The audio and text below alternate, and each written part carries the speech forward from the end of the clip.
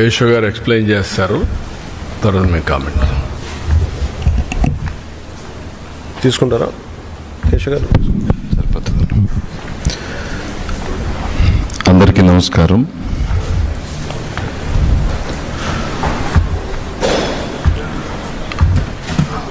కోట్లాది మంది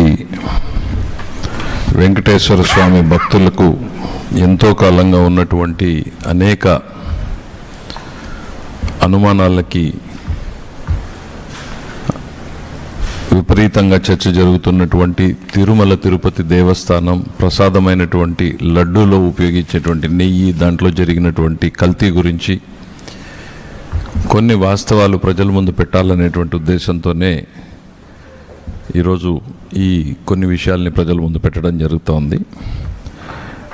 కలియుగ ప్రత్యక్ష దైవంగా కొలిచేటువంటి వెంకటేశ్వర స్వామిని, ఆయన ప్రతిరూపం ఆల్మోస్ట్గా ప్రతి ఒక్కరు కూడా ఆలోచించేటువంటిది లడ్డూనే కళ్ళకద్దుకుని తీసుకునేటువంటి ప్రసాదాన్ని ఎంతో పరమ పవిత్రంగా హిందువులు భావిస్తారు. అట్లాంటి లడ్డూని గత పాలకుల సమయంలో లడ్డూలో గట్టిగా ఉందని, దాంట్లో ఎప్పుడూ ఉండేటువంటి సువాసన రావడం లేదని, త్వరగా పాడైపోతుందని, రుచిలో మార్పు ఉందని అనేక విషయాల్ని పత్రికలు రాశాయి, భక్తులు చెప్పారు, ధర్మకర్తల మండలి దృష్టికి కూడా తీసుకుపోవడం జరిగింది. 2023లో అనుకుంటా అప్పుడు ఉన్నటువంటి ధర్మారెడ్డి గారి దృష్టికి పోర్టులో ఉన్నటువంటి కార్మికులు కూడా ఇది నెయ్యి అసలు పేరుకోవడం లేదు, నూనెలాగా జారిపోతూ ఉంది, దీంట్లో ఆ లక్షణాలు లేవు అనంటే ఇది ఆర్గానిక్ నెయ్యి అలానే ఉంటుందిలే అని చెప్పినట్టు మన దృష్టికి రావడం కూడా పత్రికల్లో మనం అందరం చదివిన విషయాల్ని గుర్తు చేస్తూ ఉన్నాం. కొన్ని ఆ సందర్భంలో ప్రభుత్వం మారడం, చంద్రబాబు నాయుడు గారు ముఖ్యమంత్రి కావడం, ఎన్డీఏ కూటమి అధికారంలోకి రావడం, వచ్చిన వెంటనే ఆయన తీసుకున్నటువంటి ఫస్ట్ 2 డెసిషన్స్, ఆయన ఫంక్షన్ చేయాలి, ఆయన కార్యక్రమాలు ప్రారంభించాలి అని అంటే ఆయనకు ఒక కార్యదర్శి ఉండాలి కాబట్టి ఫస్ట్ రవిచంద్ర గారిని అపాయింట్ చేశారు. రెండవ నిర్ణయం ఆయన తీసుకున్నటువంటిది ఏంటి అనంటే, ఏదైతే తన భక్తుడిగా ఆయన మనసుకు దగ్గరగా ఉండేదో, వెంకటేశ్వర స్వామి భక్తుడిగా అప్పటిదాకా జరిగినటువంటి చర్చని, వాస్తవాల్ని తీసుకురావాలి, ప్రజల్ని ప్రక్షాళన గావించాలనేటువంటి ఉద్దేశంతో తిరుమల తిరుపతి దేవస్థానం ఈవోగా ఆ రోజు వారు శ్యామలరావు గారిని నిర్ణయం తీసుకొని పంపించడం జరిగింది. వెళ్తూ ప్రక్షాళన చేయండి, ప్రసాదంతో మొదలుకొని అన్నింటిలోనూ కూడా పవిత్రత కనపడాలి, మీరు ఆ రకంగా తిరుమలని తీర్చిదిద్దండి అని చెప్పారని ఈవో గారే స్వయంగా అక్కడికి వెళ్ళి ఛార్జ్ తీసుకున్న టైంలో చెప్పారు. అంటే very simple straight forward direction ముఖ్యమంత్రి గారు ఇచ్చింది తప్ప వేరే ఏం కాదు. ఆ దిశలో ఈవో గారు ఆయన విధి నిర్వహణ కర్తవ్యంలో భాగంగా ఒక మంత్లో వచ్చినటువంటి 4 ట్యాంకర్లు సప్లై జరిగినప్పుడు ఆ నెయ్యి శాంపిల్స్ని తీసి NDDB national dairy development board కాఫ్కి శాంపిల్స్ పంపించడం జరిగింది. నేషనల్ డైరీ డెవలప్మెంట్ బోర్డు మనకు తెలుసు, భారతదేశంలో అత్యున్నతమైనటువంటి సంస్థ. ఇట్స్ మదర్ ఆఫ్ డైరీస్ అని చెప్పొచ్చు, మదర్ ఆఫ్ డైరీ టెక్నాలజీ అని చెప్పొచ్చు. భారతదేశ డైరీని రూపుని మార్చినటువంటి సంస్థలు. NDDF CALFకి శాంపిల్స్ పంపించినప్పుడు కొద్ది రోజుల తర్వాత ఆ రిపోర్ట్లు రావడం, ఆ రిపోర్ట్లో మనం నివ్వెరబోయేటువంటి అంశాలని మనం చూడడం జరిగింది. సో మీ ముందుకి జస్ట్ ఆ ఒక్క లాస్ట్ పేజ్, దాదాపు 10 పేజీల రిపోర్ట్ ఉంటే దాంట్లో ఉన్నటువంటి లాస్ట్ పేజ్ని గతంలో కూడా చెప్పాం, మళ్ళీ చెప్పే ప్రయత్నం చేస్తున్నాం. S value equations first, suspected adulterants as per ISO, suspected adulterants, ఇవన్నీ కల్తీ జరిగాయి అని అనుమానిస్తున్నాము అనేటువంటిది ఆ ల్యాబ్ రిపోర్ట్లో చాలా స్పష్టంగా ఉంది. ఒక 5 అంశాలని వాళ్ళు ప్రస్తావించారు. 5 అంశాల్లో మొదటి అంశం ఏంటంటే soybean, sunflower, oil, rapeseed, linseed, wheat germ, maize germ, cotton seed, fish oil, ఇది number 1. Number 2 coconut oil, palm kernel oil రెండవది. మూడోది palm oil and beef tallow. నాలుగవది లార్డ్, అదర్ది టోటల్ అని పెట్టారు. సో అంటే ఎన్డీడీబీ కాఫ్ ఏదైతే భారతదేశంలో డైరీ డెవలప్మెంట్లో అత్యున్నత స్థానంలో ఉందో, పరీక్ష చేయడానికి అత్యున్నతమైనటువంటి టెక్నాలజీ రీసెర్చ్ ఇన్స్టిట్యూట్లో 4 శాంపిల్స్లో ఈ 4 వెజిటబుల్ ఆయిల్స్తో పాటు జంతు కొవ్వులు కూడా ఉన్నాయి అనేటువంటి నివేదికని బహిర్గతపరచడం జరిగింది. అది గౌరవ ముఖ్యమంత్రి గారి దృష్టికి రావడం, వారి మనసులో ఉండడం, ఎన్డీఏ శాసనసభ్యుల సమావేశం జరుగుతున్నప్పుడు ఒక ఆవేదనతో గౌరవ ముఖ్యమంత్రి గారు దాన్ని శాసనసభ్యులు ముందు పెట్టారు. గతంలో ఈ రకంగా జరిగింది, మనం ప్రక్షాళన చేస్తున్నామంటాం. ఆ తర్వాత పెద్ద చర్చనీయాంశం కావడం, ఆయనకు ఒక భక్తుడిగాను బాధ్యత, ముఖ్యమంత్రిగాను ఆయన బాధ్యతది ప్రజల ముందు పెట్టాల్సినటువంటి బాధ్యతని అదే ఆయన నిర్వర్తించారు. అందులో ఆ రోజు ఉన్నటువంటి రిపోర్ట్ని ప్రజల ముందు పెట్టారు ఆయన. అనంతరం జరిగినటువంటి పరిణామాలు ఏంటి అనేటువంటిది మనం చూసాం. సెప్టెంబర్లో తిరుపతి ఈస్ట్ పోలీస్ స్టేషన్లో ఈ ఎన్డీడీబీ రిపోర్ట్ ఆధారంగా ఇదిగో కల్తీ జరిగింది అనేటువంటి కేసుని అక్కడ ఉన్నటువంటి ప్రొక్యూర్మెంట్ జిఎం కేసు రిజిస్టర్ చేయడం, ఆ రిజిస్టర్ని దర్యాప్తు చేయడం కోసం సిట్ని ఏర్పాటు చేయవలసిందిగా ప్రభుత్వం ఆదేశాలు ఇవ్వడం జరిగింది. అయితే దాంతో కలత చెందినటువంటి గత తిరుమల తిరుపతి దేవస్థానం మాజీ చైర్మన్ సుబ్బారెడ్డి గారు సుప్రీంకోర్టుని ఆశ్రయించడం, సుప్రీంకోర్టులో వాళ్ళ వాదనలు విన్న తర్వాత దీంట్లో ఇంకో 2 సభ్యులను యాడ్ చేసి ఇది సిబిఐ ఆధ్వర్యంలో చేయాలి అని చెప్పడం మనం అందరికీ కూడా తెలిసిందే. ఈ ఇన్వెస్టిగేషన్లో భాగంగా అనేక అంశాలు ఇప్పటికే ప్రజల ముందుకు రావడం జరిగింది. ఒకవైపు ఈ సిట్ ఎంక్వైరీ తర్వాత ఒకటి ఛార్జ్షీట్ ఫైల్ చేయడం, సప్లిమెంటరీ ఛార్జ్షీట్ ఫైల్ చేయడం, ప్రభుత్వానికి ఒక ప్రత్యేక నివేదికని ఇదిగో ఇందులో జరిగిన తప్పులు ఇవి, వీళ్ళ మీద అధికారుల మీద లేకపోతే బోర్డు సభ్యుల మీద మీరు చర్యలు తీసుకోండి అని ఒక నివేదికని, తిరుమల తిరుపతి దేవస్థానానికి భవిష్యత్తులో జరగకుండా ఈ రకంగా నివారణలు చేయండి అనేటువంటిది ఒక సలహా ఇవ్వడం జరిగింది. తెలియక చేసేదాన్ని పొరపాటు అంటాం, తెలిసి చేసిన తప్పుని నేరంగానే పరిగణించాలి. చాలా థిన్ లైన్ ఉంటుంది డిఫరెన్స్. ఇక్కడ ఏదైతే జరిగిందో ఇందులో ప్రతి ఒక్కరూ కూడా తెలిసే జరిగింది, తెలియక జరగలేదు. ఇది మనం ఆరోపణ కాదు, బేస్డ్ ఆన్ ఎవిడెన్స్. తెలిసి జరిగినా దాన్ని తొక్కిపెట్టి దాన్ని మార్చేటువంటి ప్రయత్నం చేసింది గత పాలక మండలి అనడానికి సిఎఫ్టిఆర్ఐ 2022 ఆగస్టు 3న ఇచ్చిన రిపోర్ట్. ఇది ప్రజల ముందుకు పెట్టాము ఇదివరకే. దీంట్లో చాలా స్పష్టంగా ఏం చెప్పింది అని అంటే చివరి ఒక్క లైన్ మాత్రం, టెస్ట్ ఫర్ బెటాసిస్టోస్టెరాల్ పాజిటివ్. ఇప్పుడు ఏదైతే ఎన్డీడీబీ కాఫ్ టెస్ట్లో వచ్చిందో బెటాసిస్టోస్టెరాల్ ఉంటే ఇవన్నీ ఉండే అవకాశం ఉంది అని, దాంట్లో కన్క్లూజివ్గా రాకపోయినా బెటాసిస్టోస్టెరాల్ టెస్ట్ పాజిటివ్ అని వచ్చిందంటే దాదాపు ఆ డైరీ ఎక్స్పర్ట్స్ ఉన్నారు, ఆ డైరీ ఎక్స్పర్ట్స్ వీళ్ళందరూ దీన్ని ఈ సిఎఫ్టిఆర్ఐ రిపోర్ట్ని గత పాలక మండలి చైర్మన్ గారి దృష్టికి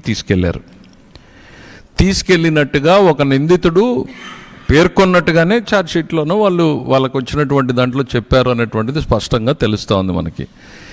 తెలిసిన తరువాత చైర్మన్ గారు సరిదిద్దేటువంటి చర్యలు తీసుకుని ఉంటే ఓకే, తెలియక జరిగింది, పొరపాటు జరిగింది, సరిదిద్దుతున్నారు, ఫైన్ అనుకోవచ్చు. దాన్ని తొక్కి పెట్టారు, దాని గురించి మాట్లాడలేదు, మాట్లాడడానికి వచ్చినటువంటి వ్యక్తుల్ని కూడా మాట్లాడకుండా చేశారు. ఇది 22లో జరిగిన నేరం. ఆ నేరం 22 నుంచి కంటిన్యూ అవుతా 24 దాకా జరిగింది అనడానికి మనకి ఎన్డీడీబీ కాఫ్ రిపోర్ట్ అనేటువంటిది చాలా స్పష్టంగా చెప్తుంది, అదే పంతా కొనసాగింది అనేటువంటిది. ఈరోజు ఏం చేశారు అనంటే 59.71 లక్షల కల్తీ నెయ్యి సరఫరా చేయబడింది అనేటువంటిది తెలిసింది మనకి. 234 కోట్ల రూపాయల టీటీడీ నిధుల దుర్వినియోగం చేయబడ్డాయని స్పష్టంగా చెప్పింది.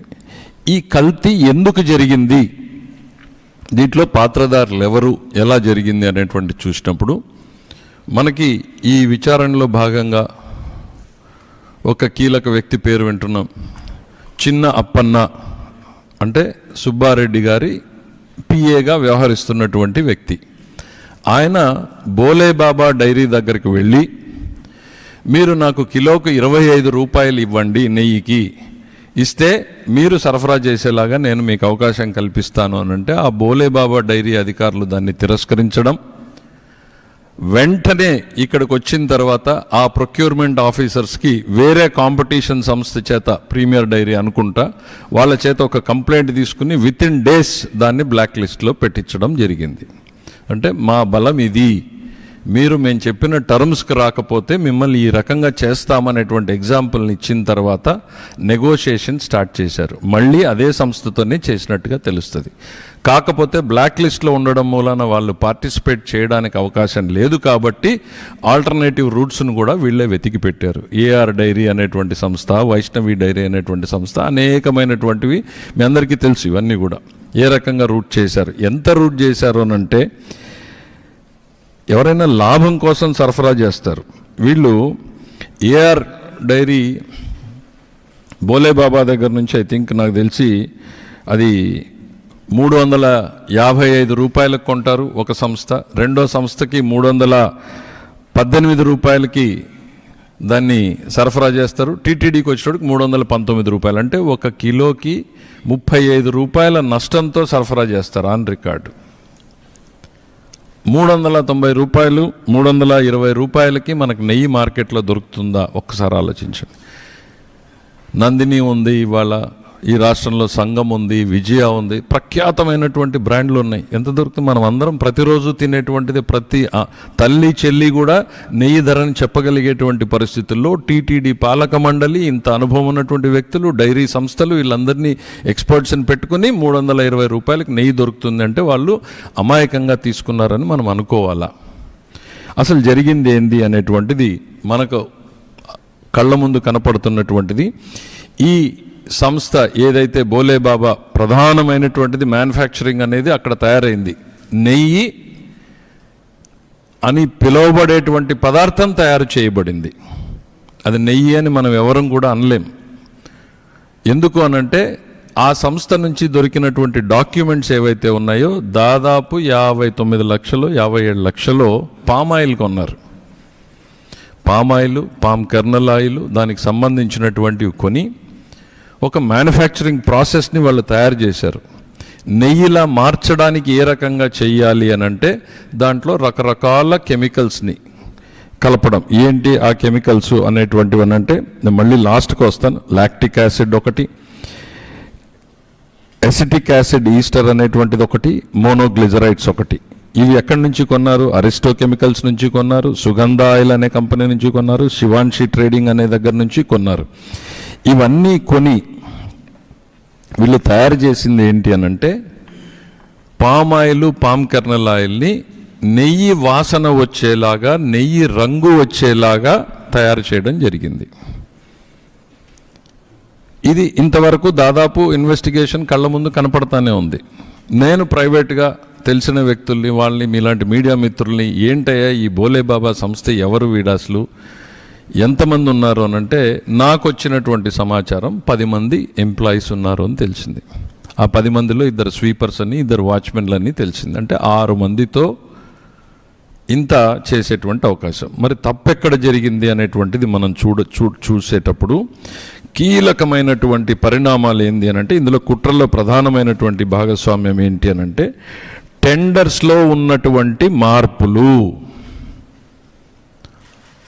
గతంలో చంద్రబాబు నాయుడు గారు ముఖ్యమంత్రిగా ఉన్నప్పుడు ఉన్నటువంటి పాలక మండలిలో ఉన్నటువంటి సభ్యులు నిబంధనలని, నెయ్యి ప్రొక్యూర్మెంట్లో కఠినతరం చేయాలని, నాణ్యత ఉండాలని ఆ రోజు ఉన్నటువంటి సభ్యులు బోండా ఉమామహేశ్వరరావు లాంటి వ్యక్తులందరూ కూడా నిబంధనలు కొన్ని రికమెండ్ చేస్తే ఆ తర్వాత ప్రభుత్వం మారడం, వచ్చిన తర్వాత ఇదే పాలక మండలి వాటిని ఆమోదించడం, ధర్మారెడ్డి గారు నేతృత్వంలో ఈ నిబంధనలన్నీ ఆమోదించారు. ఏంటి ఆ నిబంధనలు ఆ రోజు పెట్టినటువంటివి అంటే, డైరీకి క్వాలిఫికేషన్ మినిమం 3 ఏళ్ల పాటు డైరీ రంగంలో పనిచేసి ఉండాలి, 250 కోట్ల టర్నోవర్ ఉండాలి, 4 లక్షల లీటర్ల పాలు ప్రొక్యూర్ చేస్తూ ఉండాలి, 12 టన్నుల వెన్నని సేకరించి ఉండాలి, కనీసం ఆ 8 టన్నుల నెయ్యి చేసే సామర్థ్యం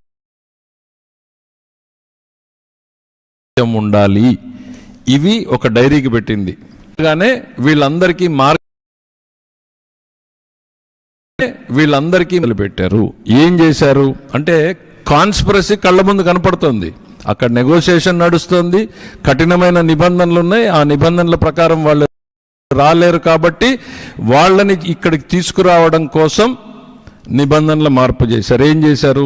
3 సంవత్సరాల నుంచి 1 సంవత్సరం అనుభవం ఉంటే చాలు అని చెప్పారు. 150 కోట్ల టర్నోవర్ ఉంటే చాలు అని చెప్పారు. 4 లక్షల లీటర్ల పాలు సేకరించే సామర్థ్యం ఉండాలి, సేకరించి ఉండాలి అన్న నిబంధనని పూర్తిగా తీసేశారు. అంటే పాలు లేకుండా నెయ్యి చేసే విధానాన్ని వీళ్ళు మార్గం సుగమం చేశారు. ఆ తర్వాత ఈ 12 లక్షల టన్నుల వెన్న సేకరణ అనేదాన్ని పూర్తిగా తీసి 3 టన్నులు చేశారు. నెయ్యి చేసే సామర్థ్యం మొత్తం తీసేశారు. అసలు ఈ నిబంధనల మార్పుతోనే ఈ మొత్తం కాన్స్పిరసీ నడిచింది. ఒకవైపు నెగోషియేషను, మరోవైపు నిబంధనలను మార్చేటువంటి కుట్ర. మార్చి ఆ పాత్రదారులు వచ్చారు. వచ్చిన తర్వాత ఏం జరిగిందో మనం కళ్ళ ముందు చూసాం. పామాయిల్, కర్నల్ ఆయిల్ని పెట్టి వీళ్ళందరూ సరఫరా చేయడం. ఆ వైష్ణవి డైరీ అనేటువంటిది మనకి చదివితే అర్థమయ్యేది ఏంటంటే, బోలే బాబా రాలేడు కాబట్టి ఆ ఏఆర్ డైరీ మిగిలిన డైరీల్ని మాట్లాడుకున్నప్పుడు అది సిక్ డైరీ ఒక యూనిట్ అయితే దాదాపు మూతపడిపోయినటువంటి యూనిట్. వాళ్ళందరూ మళ్ళీ ఫేక్ డాక్యుమెంట్స్, తమకు అనుభవం ఉన్నట్టు. Bhole Baba dairy fake documents create చేస్తుంది. ఇక్కడికి వచ్చినటువంటి మిగిలిన వైష్ణవి డైరీలు కానీ మిగిలిన డైరీలు కానీ మొత్తం ఫేక్ డాక్యుమెంట్లు, ఫోర్జ్డ్ డాక్యుమెంట్లు, పాలు కొన్నట్టు, నెయ్యి కొన్నట్టు రకరకాలుగా ఫోర్జ్డ్ డాక్యుమెంట్లు పెడతారు. అక్కడి నుంచి ట్యాంకర్లలో వచ్చినట్టు, ఇక్కడికి సరఫరా పోయినట్టు, ఇవన్నీ కూడా మనకి కమర్షియల్ ట్యాక్స్లో ఎస్టాబ్లిష్ చేశారు. అవన్నీ మన చెక్ పోస్టులు దాటాయా లేదా అని చూస్తే అసలు ఆ ట్యాంకర్ల మూవ్మెంటే లేదు. డైరెక్ట్గా ఎక్కడి నుంచి ఎక్కడికి పోయినాయి, రికార్డులో మాత్రం ఇంకో రకంగా పోయినట్టు. ఇంత నడిపితే కూడా అసలు అందులో నెయ్యి ఉందా, మిగిలిన ఏమైనా ఉందా అంటే 1 లీటర్ కూడా నెయ్యి లేదనేటువంటిది స్పష్టంగా చెప్పారు. ఇక 2 రిపోర్ట్లు నేను చెప్పాను. మూడవది, ఇవాళ జగన్మోహన్ రెడ్డి గారు కానీ వాళ్ళ పార్టీకి సంబంధించినటువంటి నేతలు కానీ ఇవాళ మాట్లాడుతున్నటువంటి మాటల్ని చూస్తే బాధేస్తుంది. మాకు ముఖ్యమంత్రి గారు దీని మీద ఎందుకు కాస్త తెలుగుదేశం పార్టీ ఆలోచించి అడుగులేసింది అనేటువంటిది కూడా ఈరోజు చెప్పాలి. దేవుడికి సంబంధించినటువంటి వ్యవహారం జాగ్రత్తగా మాట్లాడేటువంటిది. తిరుపతి గౌరవానికి కానీ స్వామి ప్రతిష్టకు కానీ ఏ రకమైనటువంటి నష్టము కలగకుండా ఉండాలి మన మాటతోటి అనేటువంటిది చెప్పడంతో ప్రతి ఒక్కరు ఆచితూస్తూ ఉంటే అదేదో చెప్పినట్టుగా సత్యం అడుగు బయటపెట్టే లోపల అబద్ధం ఊరు చుట్టేసి వస్తుంది అన్నట్టుగా మాకేదో క్లీన్ చిట్ ఇచ్చేసింది అన్న ప్రచారాన్ని చేసుకోవడం దుర్వినియోగం. ఈ సిట్ దాన్ని తర్వాత ఐసీఏఆర్ ఎన్డీఆర్ఐకి సంబంధించినటువంటి దానికి పంపితే వాళ్ళు ఏమన్నారు, ఈ ల్యాబొరేటరీకి ఏంటి ఎన్డీఆర్ఐ సంస్థ అని అంటే వాళ్ళు పంపించారు. ఒక నిమిషం, నేను దాన్ని క్వశ్చన్ చేయట్లేదు. ఎన్డీఆర్ఐ ఏం చెప్పిందో వాళ్ళ కవరింగ్ లెటర్లో, these samples were tested by laboratory in house methodology, మా సొంత మెథడాలజీతో మేము దీన్ని పరీక్ష చేశాం. Which is not a routine method. ఇది జనరల్గా ప్రాక్టీస్లో ఉండేటువంటి మెథడ్ కాదు. ఇప్పుడు మనం బ్లడ్ శాంపిల్ ఇస్తాం, తిరుపతిలో ఇచ్చినా, ఢిల్లీలో ఇచ్చినా, విజయవాడలో ఇచ్చినా బ్లడ్ శాంపిల్కి 2-3 రెగ్యులర్ మెథడ్స్ ఉన్నాయి. ఇది అట్లా ఎస్టాబ్లిష్డ్ మెథడ్ కాదు. దీనికి థర్డ్ పార్టీ వ్యాలిడేషన్ ఇంతవరకు జరగలేదు, పెండింగ్లో ఉంది. సొంత మెథడాలజీ, జనరల్గా చేసే మెథడాలజీ కాదు, దీన్ని థర్డ్ పార్టీ వ్యాలిడేషన్ జరగలేదు. పోనీ ఇది ఏమైనాదంటే మేము ఇంతవరకు కమర్షియల్గా దీన్ని ఎక్కడా కూడా టెస్ట్ చేయడం లేదు. సో ప్రాబబ్లీ దీన్ని బట్టి అర్థమైంది ఏంటంటే this is the first report. దీనికి వ్యాలిడేషన్ ఉందా లేదా అనేటువంటిది మనం తర్వాత పక్కన పెడదాం. It is also submitted that at present we do not have the methodology to check the presence of the animal fat like tallow or fish oil. మాకు ఈ రెండింటిని చెక్ చేసేటువంటి సామర్థ్యం లేదు అని. ఒకవైపు ఎన్డీడీబీ కాఫ్ ఇచ్చినటువంటి రిపోర్ట్లో ఇవి జంతువు కొవ్వు కలిసేటువంటి అనుమానం ఉంది, అవకాశం ఉంది అనే అనుమానాస్పద వ్యక్తులుగా అక్కడ రిపోర్ట్ వస్తుంది. సిఎఫ్టిఆర్ఐ సిమిలర్ రిపోర్ట్ ఉంటుంది, దాన్ని తొక్కి పెడతారు. కానీ ఎన్డీఆర్ఐలో ఈ రిపోర్ట్ మాకు సామర్థ్యం లేదు ఈ పరీక్షలు చేసే అనేటువంటి వాళ్ళ రిపోర్టుని పట్టుకుని జగన్మోహన్ రెడ్డి గారు బయట మాట్లాడతారు. సరే, మనం జనరల్గా ఏం జరిగింది అనేటువంటి చూసినప్పుడు ఒక భక్తుడిగా నేను కూడా ఆలోచించినప్పుడు అసలు అనిమల్ ఫ్యాట్ ఇందులో కలిసే అవకాశం ఎట్లా ఉంది అనేటప్పుడు వాళ్ళు చెప్పినటువంటి సంస్థలు మాత్రం చూశారు. ఇది నేను సిట్లో ఉన్నది కదా, వాళ్ళు చెప్పినటువంటి సంస్థలు ఏం చేశారు, ఈ అరిస్టో కెమికల్స్ కానీ, సుగంధ ఆయిల్స్ అనే కంపెనీ కానీ, శివాన్సి ట్రేడింగ్ కానీ, ఇట్లా కంపెనీలని వీళ్ళందరూ సప్లైస్ కొన్నారు, వాళ్ళ స్టేట్మెంట్లు తీసుకున్నారు. అయితే నేను కొంచెం ఇది పోయి అసలు ఏంటి ఎసిటిక్ యాసిడ్ ఈస్టర్స్ ఏంటి, మోనోగ్లిజరైడ్స్ ఏంటి, ఇవన్నీ చూసినప్పుడు వీటిని ఇంపోర్ట్ చేసుకున్నట్టుగా తెలిసింది. ఇది మరి సిట్ దాన్ని ఏ రకంగా చూసిందో మనకు పూర్తిగా తెలియాలి. ఈ ఇంపోర్ట్ ప్రధానంగా భారతదేశంలోకి ఎక్కడి నుంచి వస్తోంది అని చూసినప్పుడు కొరియా నుంచి ఎక్కువ దిగుమతి అవుతా ఉన్నట్టుగా తెలిసింది. సిట్ దీన్ని గమనించిందా లేదా నాకు తెలియదు. ఈ దిగుమతిలో ఎందుకు నేను దీన్ని ప్రస్తావిస్తున్నాను అనంటే, ఈ ఏవైతే ఎసిటిక్ యాసిడ్ ఈస్టర్స్ కానీ, మోనోగ్లిజరైడ్స్ కానీ 2 రకాల విధానాల్లో చేస్తారు అనేటువంటిది చెప్తా ఉన్నారు ఎక్స్పర్ట్స్. ఏంటంటే, ఒకటి oil based, vegetable oil based, రెండవది అనిమల్ ఫ్యాట్ బేస్డ్ అని. సో అనిమల్ ఫ్యాట్ బేస్డ్ చేసినప్పుడు ధర తక్కువగా ఉంది అంతర్జాతీయ మార్కెట్లోని. సో ఈ జరుగుతున్నటువంటి వ్యవహారాన్ని చూసినప్పుడు సిట్ ఈ కోణంలో చూసిందా లేదా అనేటువంటిది కూడా మనకు తెలియాల్సినటువంటి అవసరం ఉంది. ఇక్కడ నేరస్తులు ఎవరు అనేటువంటిది మనం చూసినప్పుడు వ్యూహాత్మకంగా ముందెళ్ళి మాట్లాడడము, దారికి రాని వాళ్ళని దారికి తెచ్చుకునేటువంటి ప్రయత్నం, దారికి వచ్చిన తర్వాత వాళ్ళ దారి సుగమం చేయడం కోసం నిబంధనలని సరళీకృతం చేసినటువంటి ఈఓ కావచ్చు, జేఈఓ కావచ్చు, చైర్మన్ కావచ్చు, వారికి సహకరించినటువంటి పర్చేజ్ కమిటీ సభ్యులు కావచ్చు, వీళ్ళందరూ కూడా ఈ కుట్రలో భాగస్వాములే, నేరస్తులే. There cannot be a difference. వీళ్ళేదో అడ్మినిస్ట్రేటివ్ ల్యాప్స్ చేశారు, మిగిలిన వాళ్ళు ఏదో తప్పు చేశారు అనేటువంటిది కాదు. వీళ్ళందరూ కూడా ఈ కుట్రలో భాగస్వాములే, నేరస్తులే, ఈ కుట్రకు మూల పాత్రదారులే. రెండవది, ఇందులో ఈ ఎన్డీఆర్ఐ చివరిగా ఏదైతే వాళ్ళు ఇప్పుడు చెప్తా ఉన్నారో, ఎన్డీఆర్ఐ మాకు రిపోర్ట్ ఇచ్చింది అనేటువంటిది, ఇందులో 2 వ్యక్తులు ఉన్నారు. వాళ్ళ పేర్లు చెప్తాను. ఐ థింక్ జయరాజ్ అనుకుంటా, ఇంకొక అతని పేరు, 2 పేర్లు. వాళ్ళిద్దరూ కూడా ఈ ఎన్డీఆర్ఐలో పనిచేసేటువంటి వ్యక్తులు. వాళ్ళు ఇప్పుడు ఇందులో దోషులుగా పరిగణించబడుతున్నారు. వాళ్ళ రోల్ ఏంటి, ఎందుకు వాళ్ళు దోషులు అయ్యారు అనంటే, వాళ్ళు తిరుమల తిరుపతి దేవస్థానం అపాయింట్ చేసిన ఇన్స్పెక్షన్ కమిటీలో ఉన్నారు. వాళ్ళే వెళ్ళి ఇన్స్పెక్షన్ చేసి సర్టిఫై చేశారు. ఈ బ్రహ్మాండమైన సంస్థలోని దాదాపు 10 మంది వ్యక్తులు పనిచేస్తూ ఉన్నారు. ఇందులో ఇంత పెద్ద సంస్థానము నడిపేటువంటి శక్తి ఉందని వాళ్ళే ఎస్టాబ్లిష్ చేశారు. వాళ్ళు పనిచేసేటువంటి ఈ ఎన్డీఆర్ఐ ఏదైతే ఉందో అదే సంస్థ మళ్ళీ రిపోర్ట్ ఇస్తుంది. So this is an inference, I leave it to open. అందరం కూడా సమాజంలో మనం చూస్తూ ఉన్నాం. ఈ ఎన్డీఆర్ఐ సంస్థలో పనిచేసేటువంటి 2 వ్యక్తులే టీటీడీలో సెలక్షన్ కమిటీలో, ఇన్స్పెక్షన్ కమిటీలో వెళ్తారు. అది అద్భుతమైన సంస్థ అంటారు. ఇవాళ మళ్ళీ అదే సంస్థకి టెస్టింగ్కి వెళ్తుంది. ఆ సంస్థ గత ల్యాబొరేటరీ విధానానికి భిన్నంగా నివేదికని మా దగ్గర సామర్థ్యం లేదు అంటే మీరు ఏమైనా ఆలోచించుకోండి. పరీక్ష చేసే సామర్థ్యం మాకు లేదని చెప్పేస్తుంది. అంటే ఉంది అని చెప్తున్నట్ట, లేదు అని ఈ 2 చెప్పకుండా మా దగ్గర ఆ సామర్థ్యం లేదు అని చెప్తే, ఒకవైపు దేశంలో అత్యున్నతమైనటువంటి సంస్థ ఎన్డీడీబీ, వాళ్ళేమో ఇందులో ఉండే అవకాశం ఉంది అని ఇవ్వడం, ఇది నేపథ్యం. ఈ నేపథ్యాన్ని మీ ద్వారా ప్రజలకు వివరించడం కోసమే నా ఈ ప్రయత్నం.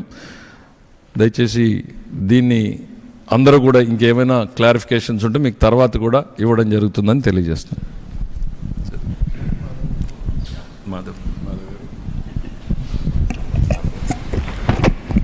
అందరికీ నమస్కారం.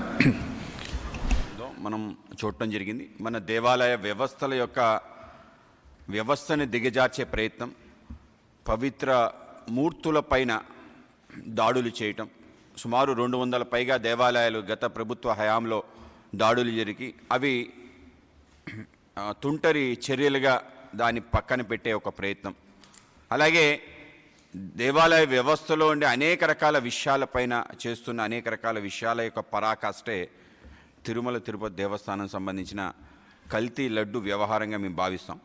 సో ఆ విధంగా ఈ వ్యవహారం ఎంతవరకు వెళ్ళిందంటే తనంతట తానే క్లీన్ చిట్ ఇచ్చుకుని ఏమీ జరగలేదని చెప్పి, అంటే వాళ్ళ పేపర్ యొక్క రిపోర్ట్ ఆధారంగా మాట్లాడే ఒక తీరు ఆ విధంగా పరాకాష్ఠకు చేరింది.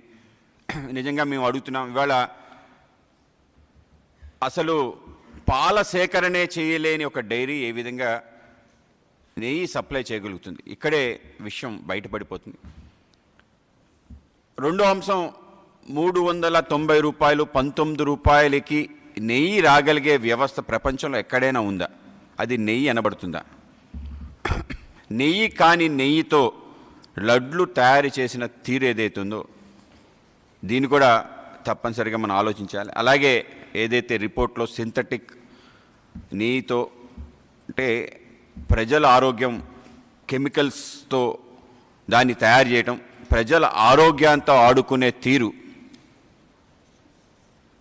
అత్యంత పవిత్రంగా భావించి భక్తులు స్వామివారిని సేవ చేసుకొని వెళ్తున్న తరుణంలో తీసుకోబోయే అతి పవిత్రమైన వస్తువుని పైన ఈ విధంగా చేయాలి అనే ఒక మనస్తత్వం ఏదైతే ఉందో వాళ్ళ యొక్క దృష్టి ముఖ్యంగా రాష్ట్రంలో అన్య మతస్థుల యొక్క ప్రాబల్యం పెంచే ఒక ప్రయత్నం, దాన్ని ఒక ఓటు బ్యాంక్గా మార్చుకోవాలనే ఒక ఆలోచన, దీనికి పరాకాష్ఠ ఇది. ఆ విధంగా దేవాలయాలపై ఏం దాడులు జరిగినా ఏమీ జరగదు.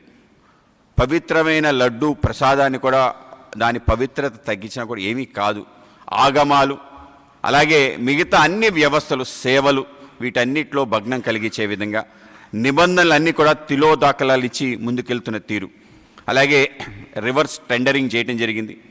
ఏ విధంగా నిబంధనలు అనేవి తుంగలో తొక్కి అనేక రకాల పేరాలు మార్చి ఎవరికైతే అర్హత లేదో అర్హత లేని వాళ్ళని తీసుకురావటం, కేవలం తిరుమల తిరుపతి లడ్డు విషయం కాదు, అనేక రకాల విషయాలు సేకరణ కాదు, రాష్ట్ర వ్యాప్తంగా జరుగుతున్న పెద్ద పెద్ద ప్రాజెక్ట్స్ దగ్గర కూడా అక్రమార్కులకి ఈ విధంగా ఇచ్చే ఒక వాళ్ళకి ఇవ్వాలి అనే ఒక ఆలోచనలో భాగంగా జరిగిన వ్యవస్థ. ఆ విధంగా గత ప్రభుత్వం మనం చూడటం జరిగింది. అది లడ్డూను కూడా వదలలేదు అంటే దీనికన్నా దారుణం ఇంకోటి లేదు. ఆ విధంగా ఉన్న వ్యవస్థ. అయితే ఇవాళ నిన్న ఆయన బేషరతుగా క్షమాపణలు చెప్పాలని చెప్పాడు. నిజంగా మేము అడుగుతున్నాం, ఎందుకు ఎవరు క్షమాపణలు చెప్పాలి? ఇవాళ ఏవైతే ల్యాబ్ రిపోర్ట్స్ని పక్కన పెట్టి మీ పేపర్ ఇచ్చిన అబద్ధాలపైన క్షమాపణలు చెప్పాలా అని చెప్పి అడుగుతున్నాం. ఇవాళ పవిత్రమైన నెయ్యి బదులు ఇవాళ సింథటిక్ నెయ్యి వాడినందుకు క్షమాపణలు చెప్పాలా?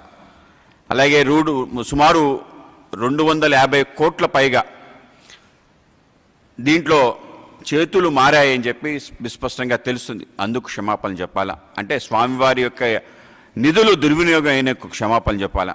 సుమారు 58 లక్షల కేజీల యొక్క నెయ్యి దీనికి వాడినట్టు, ఎవరైతే నిబంధనలు లేకుండా అక్రమ మార్గంలో నెయ్యిని కూడా చేయలేని యొక్క వ్యవస్థలు కలిగిన వ్యక్తుల ద్వారా వాళ్ళ యొక్క సంస్థల ద్వారా తెచ్చిన నెయ్యికి సంబంధించి చెప్పాలా? అలాగే అన్య మతస్థుల్ని పెద్ద ఎత్తున చైర్మన్లుగా, మెంబర్లుగా, అనేక రకాల ఉద్యోగస్తులుగా పెట్టి పవిత్రతను భంగం కలిగించే అనేక రకాల ఉద్దాంతాలు జరిగినందుక అని చెప్పి మేము ప్రశ్నిస్తున్నాం. ఇవాళ కూటమి నేతృత్వంలో ఏవైతే గతంలో జరిగిన ఈ యొక్క అపవిత్ర కార్యక్రమాలన్నింటినీ తప్పనిసరిగా ప్రక్షాళన చేయాలని చెప్పి ప్రక్షాళన చేసి ఆ పవిత్రతని మళ్ళీ పునర్నిర్మించి ఆ విధంగా ఆ వైభవాన్ని ముందుకు తీసుకెళ్లే పెద్ద ప్రయత్నం జరుగుతుంది. ఎక్కడ కూడా రాజీ లేకుండా ఇటువంటి విషయాలపై ముందుకెళ్ళాలి అని చెప్పి ఒక సమిష్టి ఆలోచన ఏదైతే ఉందో, ఏ విశ్వాసంతో అయితే ప్రజలందరూ కూడా ఇవాళ ఈ ప్రభుత్వానికి యొక్క అధికారాన్ని ఇచ్చి ముందుకు తీసుకెళ్తున్నారో దాన్ని మరింత ముందుకు తీసుకెళ్ళడానికి ఎక్కడ కూడా భక్తుల యొక్క మనోభావాలు సన్నగిల్లకుండా ఉండే విధంగా, వాళ్ళ భక్తి విశ్వాసాలపైన ఎటువంటి ఆటంకం రాకుండా ఉండే విధంగా తప్పనిసరిగా కూటమి నేతృత్వంలో ప్రయత్నం జరుగుతుంది. అలాగే ఏ ప్రయత్నం ద్వారా భగ్నం చేయాలనుకున్నా ఇది మరీ పునరావృతం కాకుండా నిబంధనలు కఠినంగా పెట్టి స్వామివారి సంబంధించిన కైంకర్యాలు, సేవలు, అలాగే ముఖ్యంగా ఈ యొక్క ప్రసాదాలు ఏవైతే దిట్ట అంటారో సుమారు 100,000 సంవత్సరాల క్రితం రాయటం జరిగింది. అది గ్రంథస్థం కూడా చేయటంది. బ్రిటిష్ సమయంలో కూడా వాటికి సంబంధించి ఎంత దేనికి వాడాలి అని చెప్పి పోర్టులో ఏ దిట్టాన్ని ఏ విధంగా ప్రసాదాలు ఏ విధంగా తయారు చేయాలి, వాటిని తూచా తప్పకుండా ఆ యొక్క సేకరణ చేసి వాటిని ఆ విధంగా ఇచ్చే ప్రయత్నం తప్పనిసరిగా కూటమి ఆధ్వర్యంలో చేస్తాం. అలాగే కేవలం ఈ దేవాలయం అన్ని దేవాలయ యొక్క పవిత్రతను కాపాడే విధంగా, అలాగే హైందవ మనోభావాలు ఎక్కడ కూడా గాయం పడకుండా ఉండే విధంగా ప్రయత్నం చేసి ముందుకు తీసుకెళ్తాం. ఆ విధంగానే గత ప్రభుత్వం చేసిన అనేక రకాల విషయాలు, దేవాలయాలకు సంబంధించిన రథాలని దగ్ధం చేయటం కానీ, అనేక రకాల వస్తువుల్ని మాయం చేయటం కానీ, అలాగే శిరఛేదనం లాంటి అత్యంత ఘోరమైన ఘటనలు చేయటం కానీ, అలాగే వీటితో పాటు ఇంకా పరాకాష్ట అంటే స్వయంగా డీజీపీ చేత వాళ్ళు ఆ రోజు క్లీన్ చిట్ ఇప్పించుకొని ఇది టీడీపీ, బీజేపీ, ఆర్ఎస్ఎస్ వాళ్ళు చేసి ఉండొచ్చు అని స్వయంగా డీజీపీఏ నిస్సగ్గుగా యూనిఫామ్ వేసుకొని కండువా తక్కువ, వైసీపీ కండువా తక్కువ ఆ విధంగా మాట్లాడిన తీరు అంటే ఆ విధంగా ఎంతకైనా దిగజారచ్చు అని చెప్పే పరిపాలన మనం చూసాం. కనుక వాటన్నిటినీ పక్కన పెట్టి ప్రజల యొక్క విశ్వాసం, మనోభావాలు ఏవైతున్నాయో వాటిని కాపాడడానికి 100కు 100% మీ అందరం కలిసికట్టుగా ముందుకెళ్తామనే విషయం మీ అందరికీ తెలియజేస్తున్నాం.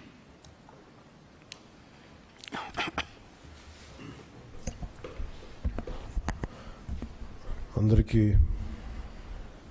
పాత్రికేయ మిత్రులందరికీ నా హృదయపూర్వక నమస్కారాలు. ఇది చాలా సీరియస్ మతం అనగానే, ఫెయిత్ అనగానే, ధర్మం, ఇవన్నీ చాలా లోతైనవి, బాగా సెన్సిటివ్. కానీ ఇలాంటివి ఒక మాట మాట్లాడాలి అంటే చాలా చాలా ఆలోచించి దీన్ని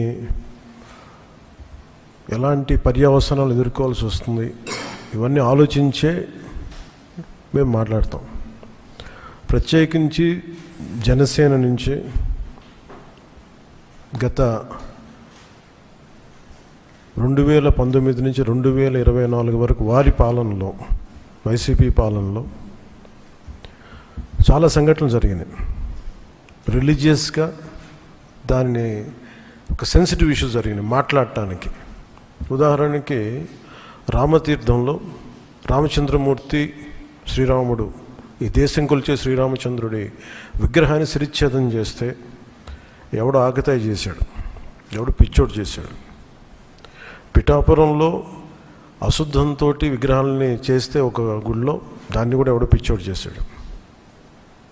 ఈ కల్తీ లడ్డుల నేపథ్యం గురించి మనం ఎవరి గురించి మాట్లాడుకోవాలి, వాళ్ళ గురించి తెలుసుకోవాలి కొంత. అలాగే దుర్గమ్మ వారి ఆలయంలో వెండి విగ్రహాలు మన దొంగతనం జరిగితే ఇవి పోతే ఇంకోటి కొనుక్కుందాం, దీనికి ఏంటి బిల్డింగ్లు మేడలు కడతాం, మిద్దెలు కడతామా. అలాగే అంతర్వేదిలో రథం కాలిపోతే ఎవడో పిచ్చోడు చేశాడు. ఇలాంటి సంఘటనలు నెల్లూరు నుంచి మొత్తం రాష్ట్రం నలుమూలల 219 సంఘటనలు ఇలాంటి జరిగినాయి. డెసిక్రేషన్ ఆఫ్ టెంపుల్స్, దేవాలయాలు కావచ్చు, దేవాలయ పరిసర ప్రాంతాలు, దేవాలయాలు అపవిత్రం చేయటం. ఎక్కడ కూడా ఒక్కరి నిర్ణయం తీసుకున్న దాఖలాలు ఎక్కడా లేవు. ఇలాంటి నేపథ్యంలో కూడా ప్రత్యేకించి జనసేన నుంచి కానీ మేము ఎక్కడ చాలా దాన్ని పొలిటికల్గా కానీ దాని ఒక మైలేజ్ వస్తుందేమో, దాని ఒక ఎమోషనల్ ఓట్ బ్యాంక్, అసలు ఆ నిర్ణయం ఎప్పుడు తీసుకోలేం. పదే చెప్పాము, కరెక్షన్ చేశాను తప్ప. అంత నిబద్ధత పాటించిన మేము స్వామివారి పాదాల చెంత రక్షింపబడ్డ గౌరవ ముఖ్యమంత్రి నారా చంద్రబాబు గారు కానీ చాలా జాగ్రత్తగా, అప్రమత్తతోనే మాట్లాడతాం, చాలా జాగ్రత్తగా మాట్లాడతాం. ఎన్డీఏ సమావేశంలో మా అందరినీ ఉద్దేశించి మేమందరం కూర్చొని మాట్లాడే సమయంలో NDDM, national dairy development board, ఈ రిపోర్టు గౌరవ ముఖ్యమంత్రి గారు మాకు చదివి వినిపించారు. 3 రిపోర్ట్స్లో ఒక దాంట్లో వెజిటబుల్ ఆయిల్స్, నెయ్యి లేదు ఇందులో, అంటే ఏ స్థాయికి వీళ్ళు చేశారని చెప్తూ దాంట్లో ఒక రిపోర్ట్లో ఫిష్ ఆయిల్ ఉందనేది, ఇంకో దాంట్లో బీఫ్ టాలో ఉందనేది, ఇంకో దాంట్లో లాడ్ పంది కొవ్వు ఉందనేది, ఇంకో దాంట్లో గొడ్డు కొవ్వు ఉందనేది. ఇది చాలా సెన్సిటివ్ ఇష్యూ. ఇది ఒక రిపోర్ట్, అది సాలిడ్ రిపోర్ట్. అది ఇది మాట్లాడేటప్పుడు మేము ఆలోచించుకొని మాట్లాడి, నేను కూడా దాన్ని ముందుకు తీసుకెళ్ళినప్పుడు పర్యవసానాలన్నీ ఆలోచించి, కానీ నేను కూడా అనుకుని ఇది చెప్పాలా లేదా. ముఖ్యమంత్రి గారు చెప్పారు దీన్ని ఎంత తీసుకెళ్ళాలి, ఎందుకంటే మా భయం ఏంటంటే సెన్సిటివ్ అయ్యి మనం చేసేసామా. భగవంతుడితోటి మీకు గతంలో చెప్పినట్టుగా రామచంద్రమూర్తిగా విగ్రహం తల నరికేస్తే రామతీర్థంలో, దాన్ని చేయడం మళ్ళీ ఇప్పుడు చేసి దీని మీద మనం తప్పుగా అనుకుంటారా, లేదంటే దీన్ని కూర్చోబెట్టి రాజకీయ పరంగా లబ్ధి పొందుతారు, ఇలా ఆలోచిస్తారని చెప్పి 1-2 రోజులు ఆలోచించినా కానీ చెప్పకపోతే ఏం జరుగుతుంది. రేపు పొద్దున మీ అందరికీ తెలిసి కూడా మీరు ఎందుకు మాట్లాడలేదు, అదొక ప్రశ్న ఉంటుంది. అందుకని దాన్ని మాట్లాడాల్సి వచ్చింది. ఎందుకంటే ఆల్రెడీ మేము గవర్నమెంట్ ఫామ్ అయ్యాం, 5 years మేమే ప్రభుత్వంలో ఉంటాం. ఇది లాస్ట్ 6 నెలల్లో ఏదైనా ఉందంటే ఒక మేము ఇలాంటి ఏదైనా చేసాం ఒక అర్థం ఉంటుంది. వచ్చిన 2 నెలలు మాకు ఏం అవసరం ఉంది, 5 years ఈ ప్రభుత్వమే ఉంటుంది.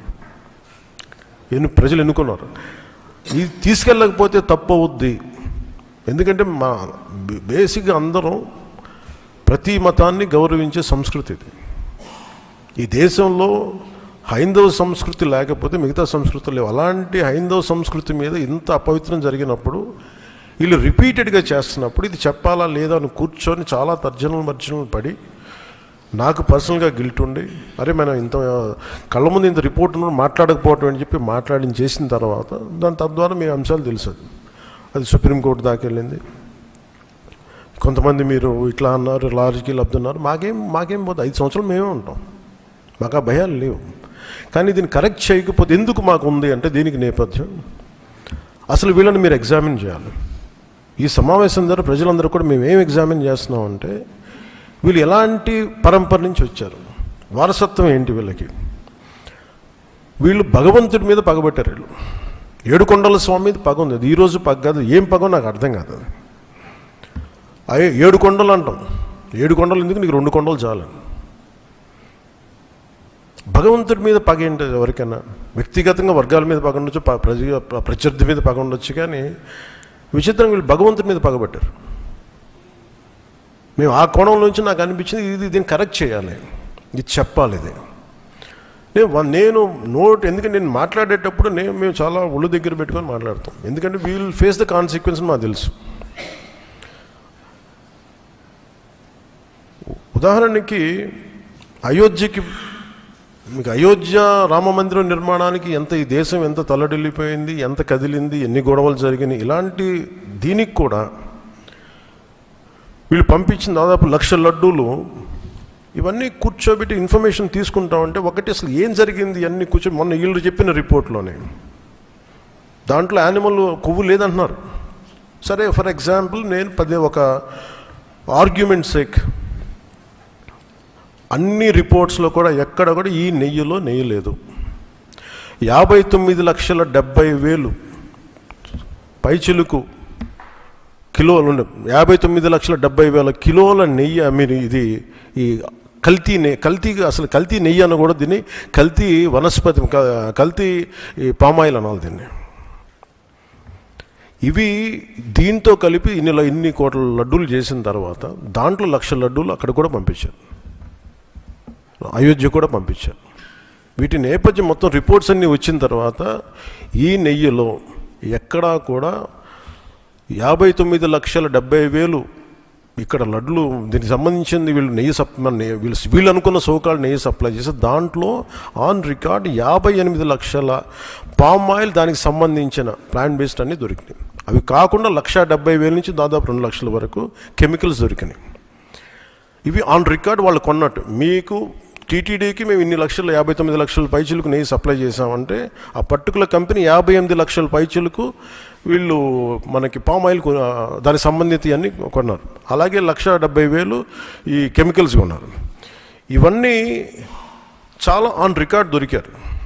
ఎక్కడా కూడా సిబిఐ కానీ ఎక్కడ క్లీన్ చిట్ ఇవ్వలేదు.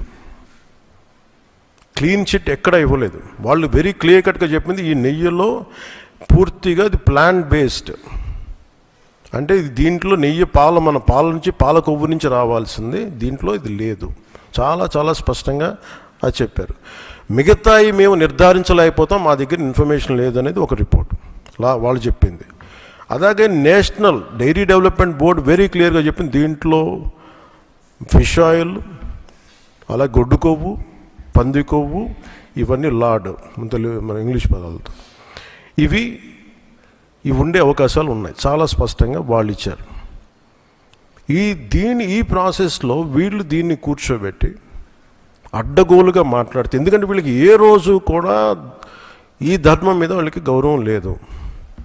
పైగా ఈ దొరికిన వాళ్ళ ఛార్జ్ షీట్లు మీకు చూస్తే, మనకి తెలిసిన పేర్లన్నీ చూస్తే ఇందులో ఎక్కడ మతానికి సంబంధం లేదు. ఇది భోలేనాథ్ బాబా కానీ మిగతా ఏ డైరీ మీరు చూసినా కానీ వీళ్ళు ప్రిడామినెంట్లీ దర్ ఆల్ హిందూస్. దీంట్లో అసలు మతానికి కానీ, దీంట్లో ఒక ఇస్లాంకి సంబంధించిన వ్యక్తులు కానీ, లేదంటే మన క్రిస్టియన్ సంబంధించిన వ్యక్తులు అసలు ఎక్కడ సంబంధం లేదు. ప్యూర్లీ మాట్లాడుతున్నాం అంటే హిందువుల గురించే మాట్లాడుతున్నాం ఇక్కడ.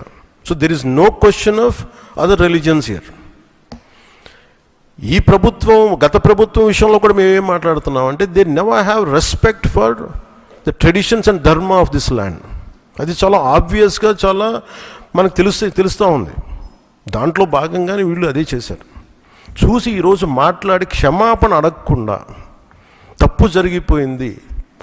ఇందాక మా కేశవ్ గారు చెప్పినట్టుగా ఒక తెలియక చేస్తే పొరపాటు, తెలిసి చేస్తే తప్పు, కనీసం తప్పులు జరిగినాయి అది కూడా చెప్పకపోగా మమ్మల్ని క్షమించమని అడుగుతున్నారు.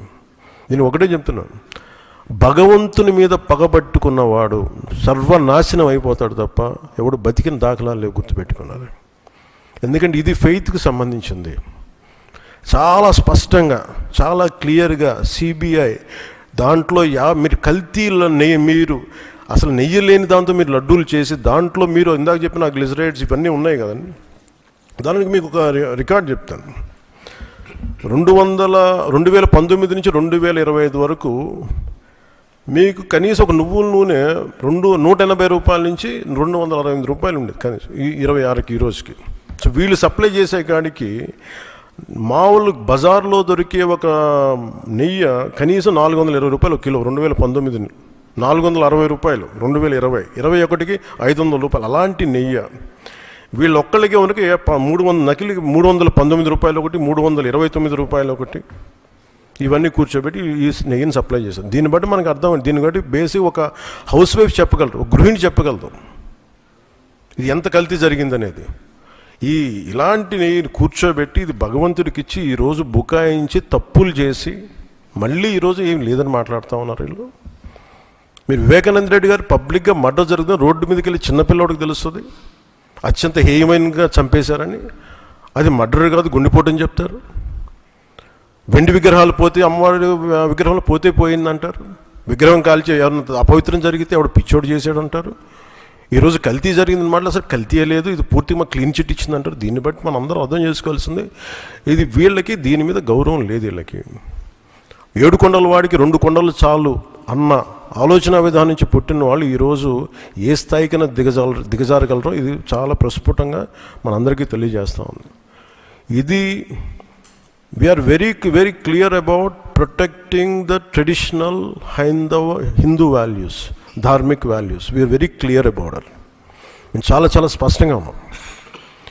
మేము ఇక్కడ కల్తీ జరిగింది అంటే వేరే మతాలు అనటం కానీ, వేరే విశ్వాసాలను కించపరచడం కానీ ఎక్కడ లేదు. ఒక తప్పు జరిగింది, అడల్టరేషన్ జరిగింది, we are very clear about it. దీని వెనకడుగు వేసే లేవు, చాలా పొరపాట్లు జరిగినాయి. ఇది రిపీటెడ్ పొరపాట్లు కాస్త వీళ్ళని చూస్తే 2022లోనే వీళ్ళకి తెలియజేశారు. వీళ్ళకి ఇక్కడ కల్తీ జరిగింది 2022 రిపోర్ట్ ఇస్తే నేను క్యాబినెట్లో మాట్లాడుతూ ఉంటే దాన్ని తొక్కేశారు.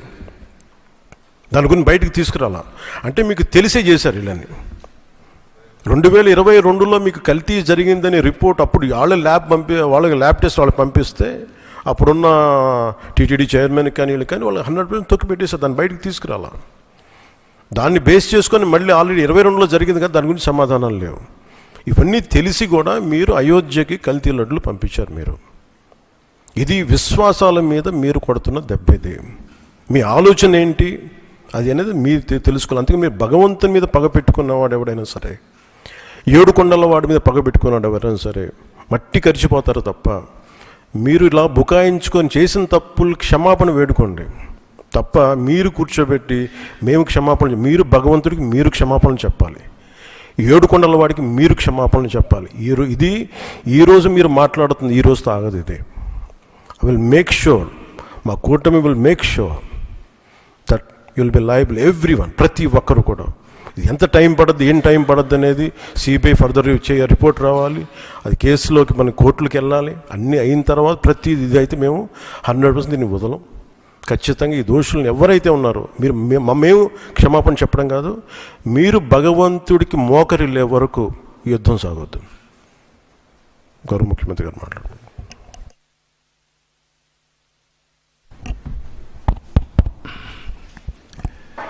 అందరికీ నమస్కారాలు. ఇప్పుడే కేశవ్ గారు వాస్తవాలన్నీ కూడా డాక్యుమెంటరీ ఎవిడెన్స్ సహా వారు ఎక్స్ప్లెయిన్ చేశారు. అదే మరి మాధవ్ గారు, డిప్యూటీ సీఎం గారు మాట్లాడబడి చాలా స్పష్టంగా డీటెయిల్స్ అని చెప్పారు. ఇది ప్రజల మనోభావాలకు సంబంధించిన విషయం. ఈరోజు ఒకసారి ఆలోచిస్తే నాకు వెంకటేశ్వర స్వామితో ఒక విధంగా మా ఇంటి కులదైవం. అంతేకాకుండా నేను చిన్నప్పటి నుంచి మా ఊరు నుంచి లేకపోతే మా ఇంటి దగ్గర నుంచి వెంకటేశ్వర స్వామి నామాలు మంగాపురం ద్వారా కనపడుస్తూ ఉంటాయి. అది చూసినప్పుడంతా ఆ భక్తిభావం కానీ ఆయన యొక్క ప్రభావం రీఇన్ఫోర్స్ అవుతూ వచ్చేది. మేము చిన్నప్పుడు బ్రహ్మోత్సవాల సందర్భంలో శనివారం వస్తే ఒక్క పొద్దులుండి మొక్కులు చెల్లించుకున్న తర్వాతనే భోంచేసి సాంప్రదాయ ప్రకారం పెరిగాం. ప్రతి సంవత్సరం పరీక్షలు రాసిన తర్వాత దేవుని దగ్గరికి నడిచిపోయి అక్కడి నుంచి మళ్ళీ నడిచి తిరుపతికి వచ్చేవాళ్ళం. ఈ దారిలో పోయి ఆ దారిలో వచ్చేవాళ్ళం. అలాంటిది ఇటీవల కాలంలో కొన్ని అపచారాలు జరిగే పరిస్థితి వచ్చింది. నేను ముఖ్యమంత్రిగా ఎప్పుడు ఏది కూడా వైలేట్ చేయకుండా ఒక పద్ధతి ప్రకారం వెళ్తూ వచ్చాను. 2003లో నా మీద హత్యా ప్రయత్నం జరిగింది. అది సాక్షాత్తు అలిపిరిలో. ఆ రోజు నేను ఒక పవిత్రమైన కార్యక్రమానికి శ్రీకారం చుట్టాను. అది ప్రాణదానం, కార్పస్ అభివృద్ధి చేయడానికి. సిమ్స్లో ప్రారంభించి ఆ రోజే ఆనాటి చైర్మన్ టీటీడీ ఆదికేశులు గారు 1 కోటి రూపాయలు ఫస్ట్ విరాళం ఇస్తే దాన్ని అక్నాలెడ్జ్ చేసి అనౌన్స్ చేసి కొండపై పోయేటప్పుడు దగ్గర 23-24 క్లేమోర్ మైన్స్ నా మీద ప్రయోగించడం, కొన్ని క్లేమోర్ మైన్స్ వచ్చి నా కారు కొట్టడం. ఆ రోజు కూడా ఒక పవిత్రమైన రోజు అది. ఎందుకంటే బ్రహ్మోత్సవ సందర్భంగా ప్రభుత్వ లాంఛనాలు దేవునికి ఇచ్చే సందర్భం. అక్కడి నుంచి మామూలుగా అయితే బతికే సమస్య లేదు. అది నాకు పునర్జన్మ. సాక్షాత్ వెంకటేశ్వర స్వామి దిగొచ్చి నన్ను కాపాడాడు తప్ప లేకపోతే ఏ విధంగా కూడా బ్రతికే సమస్య లేదు. అలాంటివి చూసినప్పుడు దేవుడిని నమ్మకుండా ఉండలేము. ఒకప్పుడు ఇదే అసెంబ్లీలో 2 కొండలు 7 కొండలు కాదంటే మేము అనునిత్యం 7 కొండలవాడ వెంకటరమణ గోవిందా గోవిందా అంటూ నడుచుకుంటూ వెళ్ళేవాళ్ళం. ఆ విషయం జ్ఞాపకం చేశాను. ఇది భక్తుల మనోభావాలు. భక్తుల మనోభావాలతో ఆడుకోవద్దండి అని చాలా స్పష్టంగా చెప్పాం. గడిచిన 5 సంవత్సరాలు వీళ్ళ ప్రవర్తన పరాకాష్ఠకెళ్ళింది. వీళ్ళ అధికారం ఉన్నప్పుడు రాముడి తల తీసేస్తే నేను అక్కడికి పోయి అడగడానికి, వాస్తవాలు చూడడానికి పోతే తిరిగి నా మీద కేసు పెట్టారు. అంతర్వేదిలో రథం తగలబడిపోతే అడిగితే కంతిరీగలు కాల్చాయి, అంతేగాని ఎవరికి సంబంధం లేదని. ఆంజనేయుడి తోక కట్ చేసి పగలగొడితే అడిగితే ఆ రోజున్న పాలకుల యొక్క గర్వం చూస్తే బొమ్మే కదా, ఏమైపోతుంది, మళ్ళీ ఇంకో బొమ్మ పెట్టుకోండి అని మాట్లాడారు. అదే మరి ఇవన్నీ జరుగుతూ ఉంటే చర్యలు తీసుకోకుండా తిరిగి మా పార్టీలపైనే బ్లేమ్ చేయడం మొదలుపెట్టారు. మేమే చేసి మేమే ఎన్ని బయట పెడుతున్న పరిస్థితికి వచ్చారు. తిరుమల ఈరోజు ఏదైతే చెప్పారో ఈరోజు వచ్చింది కాదు. 2022లో వీళ్ళు పంపించిన రిపోర్ట్ ప్రకారం TFTRI చాలా స్పష్టంగా కల్తీ జరుగుతుందని చెప్పారు. డెలిబరేట్గా తొక్కిపెట్టారు, యథేచ్ఛగా కొనసాగించారు. నేను ముఖ్యమంత్రి కాకమునుపు నేను చాలాసార్లు ప్రయత్నం చేశాం, పోరాడాం. కడాను నేను ముఖ్యమంత్రి అవుతానే నేను నిర్ణయాలు తీసుకున్న దాంట్లో ప్రధానమైన నిర్ణయం, ముఖ్యమంత్రిగా ఫంక్షన్ చేయాలంటే ఒక ప్రిన్సిపల్ సెక్రటరీ ఉండాలి. ఫస్ట్ ప్రిన్సిపల్ సెక్రటరీని పోస్ట్ చేశాను. రెండోది, మానవ సేవ చేయక మునుపు మాధవ సేవ కోసరం, దేవుని సేవ కోసరం నేను ఎన్నికల్లో ఏదైతే చెప్పానో ప్రక్షాళన చేస్తానని దానికోసం టీటీడీ ఈఓని శ్యామలరావుని సెలెక్ట్ చేసి సంతకం పెట్టాను. ఈ రెండు చేసిన తర్వాతనే రెగ్యులర్ కార్యక్రమాలకు నేను వెళ్ళాను. అదే సమయంలో వెళ్ళిన తర్వాత అక్కడ జరిగే పరిస్థితులు చూసి ఇక్కడ పొరపాట్లు ఉన్నాయి కాబట్టి మనం టెస్ట్ చేయాలనే ఉద్దేశంతో అక్కడ శాంపుల్ తీసి NDDB పంపించారు. NDDBలో చాలా స్పష్టంగా చెప్పారు. ఆ విషయమే నేను చెప్పాను. ఈరోజు సిట్ వచ్చింది. అసలు సిట్లో మీరు చూస్తే మొత్తం కెమికల్స్తో, పామాయిల్తో నెయ్యి తయారు చేసే పరిస్థితికి వచ్చారు.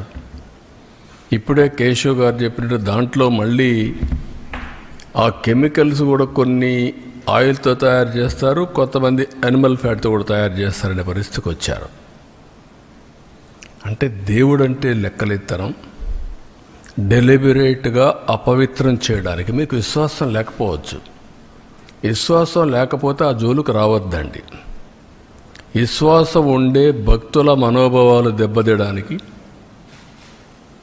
లేకపోతే దేవుని యొక్క పవిత్రత దెబ్బతీయడం, ఇది చాలా దుర్మార్గం. ఇది మామూలు కాదు, ఇది మహాపాపం.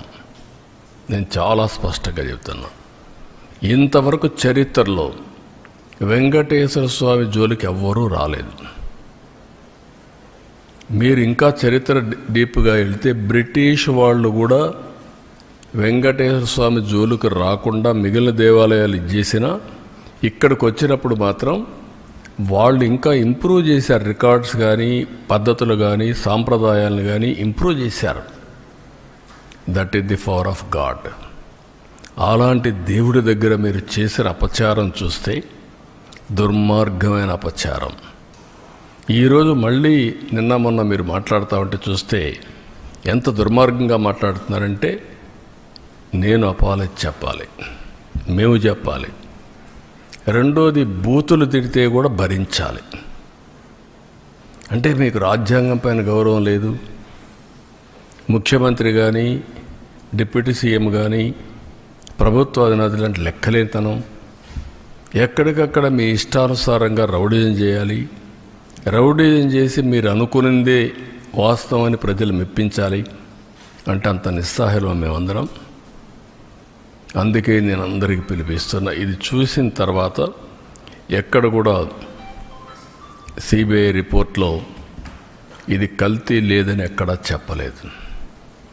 నేను అతని స్పీచ్ చూస్తే ఏమనాలో నాకు తెలియదు. కరుడుగట్టిన నేరస్తులు ఏ విధంగా అసత్యాన్ని నమ్మించడానికి ప్రయత్నం చేస్తారో అదే చేస్తున్నారు. నేను ఆంధ్రప్రదేశ్లో ఉండే భక్తులందరినీ ఒక సామాన్య భక్తుడుగా అపీల్ చేస్తున్నాను. రిపోర్ట్స్ అన్నీ మీ రోజుల్లో ఉంటాయి. దేవుని యొక్క పవిత్రత మనం కాపాడుకోవడం మనందరి బాధ్యత. ఫండమెంటల్గా ప్రతి ఒక్కరు, విశ్వాసం ఉండే ప్రతి ఒక్కరూ దేవుణ్ణి దర్శనం చేసుకోవడమే కాదు, దేవునికి అపచారం జరిగినప్పుడు, అపవిత్రం జరిగినప్పుడు ఎవరైనా సరే ముక్త కంఠంతో ఖండించాల్సిన బాధ్యత మనపైన ఉంది. తిరిగి ఇలాంటి చేయాలంటే ఎవరైనా భయపడే పరిస్థితి రావాలి. ఈరోజు అందుకనే మేము ముగ్గురం కూర్చున్నాం. ఇది ఇంతటితో వదిలిపెట్టే సమస్య లేదు.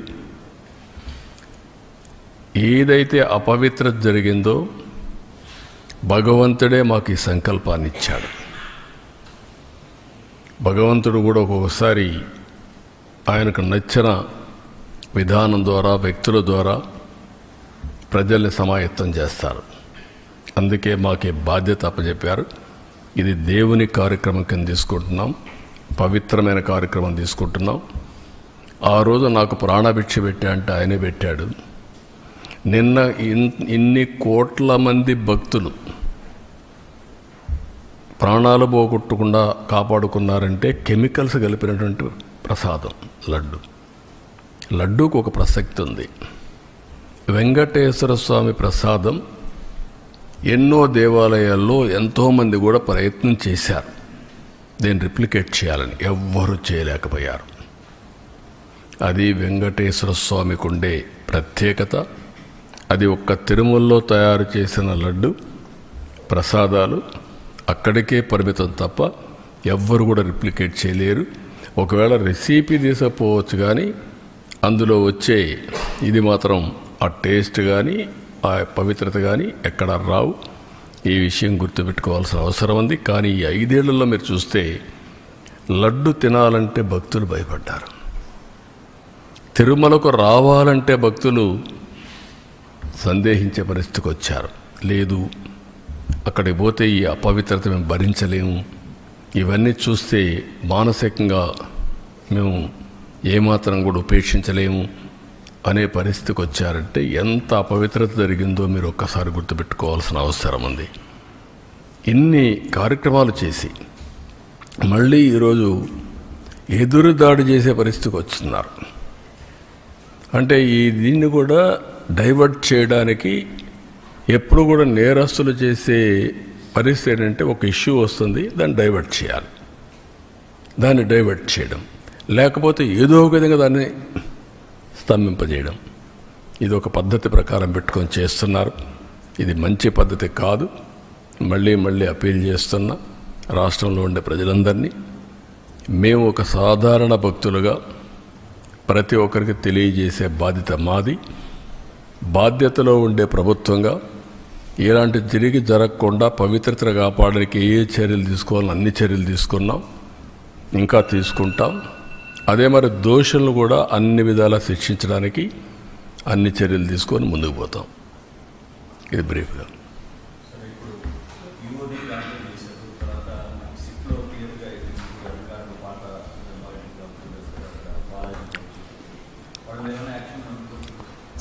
యాజ్ ఆన్ టుడే మాకు ఏదైతే ఛార్జ్ షీట్ వేసారో ఛార్జ్ షీట్ ఇంకా నెంబర్ కావాలి, అది రావాలి.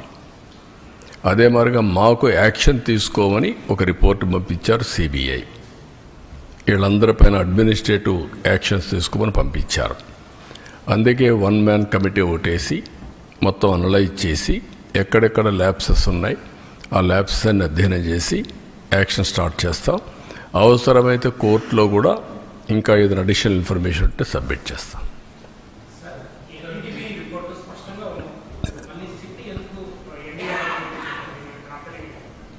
ఇది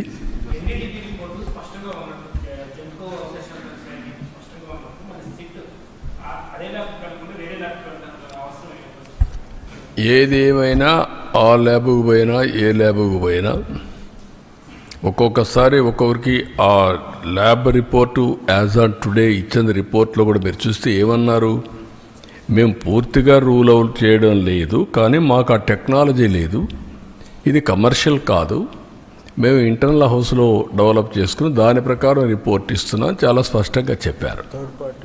థర్డ్ పార్టీ రెఫరెన్స్ కూడా చేయమని కూడా చెప్పారు. అప్పుడు చెప్పినప్పుడు where is the question? First report confirm చేశారు, ఏ రిపోర్ట్లో చూస్తే చేశారు. నేను ఒకటి అడుగుతున్నా, అసత్యాలు అబద్ధాలు చెప్పే వ్యక్తుల్ని 2022లో రిపోర్ట్ వచ్చిందా లేదా? ఎందుకు తొక్కి పెట్టారని అడుగుతున్నాను. ఆ రోజు మీరు కానీ యాక్షన్ తీసుకొని ఉంటే తెలుసో తెలియకో తప్పు జరిగిందని సమర్థించుకునే అవకాశం ఉంది. కానీ మీరు డెలిబరేట్గా చేశారు కాబట్టి, డెలిబరేట్గా చేయాలనుకున్నారు కాబట్టి అది తొక్కపెట్టి మీరు ముందుకెళ్ళారు. అందులో కూడా మళ్ళీ ఆనాటి చైర్మన్ పిఏకి డబ్బులు ఇచ్చారు, 4,68,00,000 ఇచ్చారు. అంటే ఏమనుకుంటున్నారు మీరు? బుకాయిస్తే ఇదైపోతుందని. ఇంకా రేపు రాబోయే రోజుల్లో ఆ రిపోర్ట్లని చదివితే ఇంకా చాలా విషయాలు వస్తాయి. టీటీడీ బోర్డు చైర్మన్కి తెలిసే జరిగింది. మెంబర్లంతా కూడా ఎవరంటే వాళ్ళు పోయి కూర్చొని వీళ్ళ మనుషులకు పెట్టుకొని పర్చేస్ కమిటీలో నిర్ణయాలు చేస్తారు. వాళ్ళే ఈరోజు ఎదురుదాడి చేస్తారు. ఇది మంచి పద్ధతి కాదు. అంటే మీరు దౌర్జన్యం చేస్తేనో లేకుంటే రౌడీజం చేస్తేనో ఇక్కడ మీ ఆటలు సాగుతాయనుకుంటే ఆ రోజులు అయిపోయినాయి. మీరే చూశారు ఈరోజు రాష్ట్రంలో. ఆ రోజు ముఖ్యమంత్రిగా నేనే ఉన్నాను. వివేకానంద రెడ్డి మర్డర్ చేసిన నెక్స్ట్ డే కత్తి నా చేతిలో పెట్టారు. ఇప్పుడు అదే చేయాలనుకుంటున్నారు. మంచి పద్ధతి కాదు. అది కూడా మీరు పెట్టుకుని దేవునితో పెట్టుకున్నారు. నాతోనే కాదు, దేవునితో పెట్టుకోవడం మంచిది కాదు. ఇది ప్రతి ఒక్కరు కూడా మక్కాకు పోవాలని ముస్లిమ్స్ అనుకుంటారు, దారుసలాముకు పోవాలని, జెరూసలాముకు పోవాలని క్రిస్టియన్స్ అనుకుంటారు.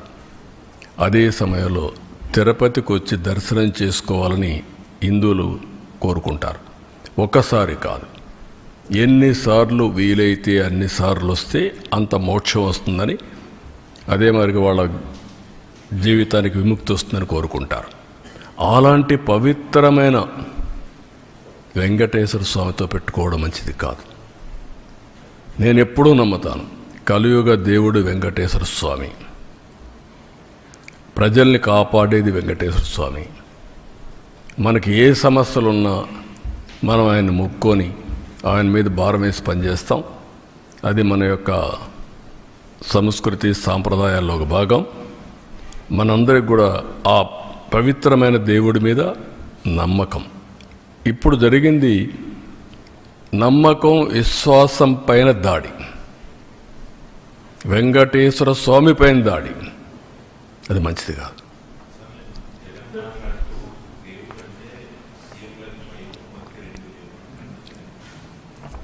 ఆయనకు వెంకటేశ్వర స్వామి మీద భక్తి ఉంటే మొన్న తిరుపతికి వచ్చాడు కదా, నేనేం చెప్పాను? మీరు డిక్లరేషన్ పైన సంతకం పెట్టండి. అది వెంకటేశ్వర స్వామి టీటీడీ సాంప్రదాయాలు. అబ్దుల్ కలాం పెట్టాడు కదా, పెట్టి దర్శనం చేసుకున్నాడు కదా, ఆయనకు నమ్మకం ఉంది కదా, నువ్వు ఎందుకు పెట్టలా? ఎందుకు రాలా? Can you answer this? అంటే నువ్వు ఒక మతస్థుడు కావచ్చు, తప్పులేదు. వెంకటేశ్వర స్వామి దగ్గరికి రావడానికి ఎవరైనా సరే అన్య మతస్థులు నమ్మకం ఉందని సంతకం పెట్టాలి, డిక్లరేషన్ ఇవ్వాలి. నేను దర్శనం చేసుకోవచ్చు. ఎందుకు రాలేదు? అంటే ఇప్పటి వరకు నువ్వు చేసిందంతా ఇవే కదా. వెంకటేశ్వర స్వామి నాకు ప్రాణభిక్ష పెడితే నాకు నమ్మకం లేదు, నువ్వు మాట్లాడతావా? అంటే ఏంటి? ఎక్కడికి పోతున్నారు మీరు? ఒక హద్దు, ఒక లిమిటేషన్స్ ఉంటాయి. బియాండ్ లిమిటేషన్స్ ఏం చెప్పినా ప్రజలు నమ్ముతారు, ఏం చేసినా నా ఇష్టం, అది కుదరదు. ఆ విషయం వీళ్ళు గుర్తుపెట్టుకోవాలి. అంటే దేవుని పవిత్రత కూడా కాపాడలేని అసమర్థులం కాదు మేము. నేను I'm very clear in this. నీ ఇష్ట ప్రకారం మీరు దాడి చేస్తే ఇక్కడ కూర్చొని ఓకే పర్వాలేదు, లేదంటే భయపడి పారిపోయేదానికి సిద్ధంగా లేవు. ఆ మాట చెప్తాను.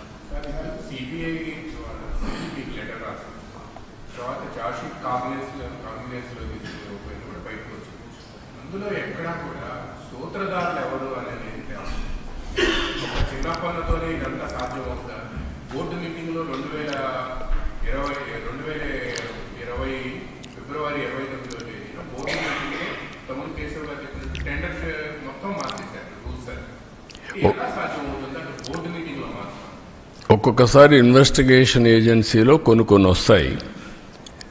ఇక్కడ సిబిసిఐడి కానీ సిబిఐ కానీ ఇవన్నీ ఉంటాయి. అదే సమయంలో పార్టీలు are free to file in the courts. కాబట్టి అవన్నీ చేసి దోషుల్ని కాపాడడం, దోషుల్ని పనిష్ చేయడం బాధ్యతగా తీసుకుంటాం. ఉండే అన్నీ కూడా ఏ మార్గాలు ఉన్నాయో అన్ని మార్గాల ద్వారా, అన్నింటికంటే అండి మీరు గుర్తుపెట్టుకోవాల్సింది, ప్రజల మనోభావాలతో ఆడుకున్న వ్యక్తుల్ని, దేవుని పవిత్రతని దెబ్బతీయాలనుకున్న వ్యక్తుల్ని ఉపేక్షించే సమస్య లేదు. ఏమేమి పాసిబిలిటీస్ ఉన్నాయో అన్ని విధాలా చేసి నేను ఒక మాట చెప్పాను. ముందు మాధవ సేవ, తర్వాత మానవ సేవ. దేవుడే లేకపోతే సేవ ఏం చేస్తాం? నమ్ముకునేది మనం అందరం డెస్టినీ, దేవుడు. ఆ దేవుడిని ఏ మంచి జరిగినా చెడు జరిగినా దేవుణ్ణి ప్రార్థించి ముందుకు పోతాం. అలాంటి దేవుడికే ఇది లేకపోయినప్పుడు కానీ మనం ఏం చేసినా కూడా ఫలితాలు రావనేది నా నమ్మకం.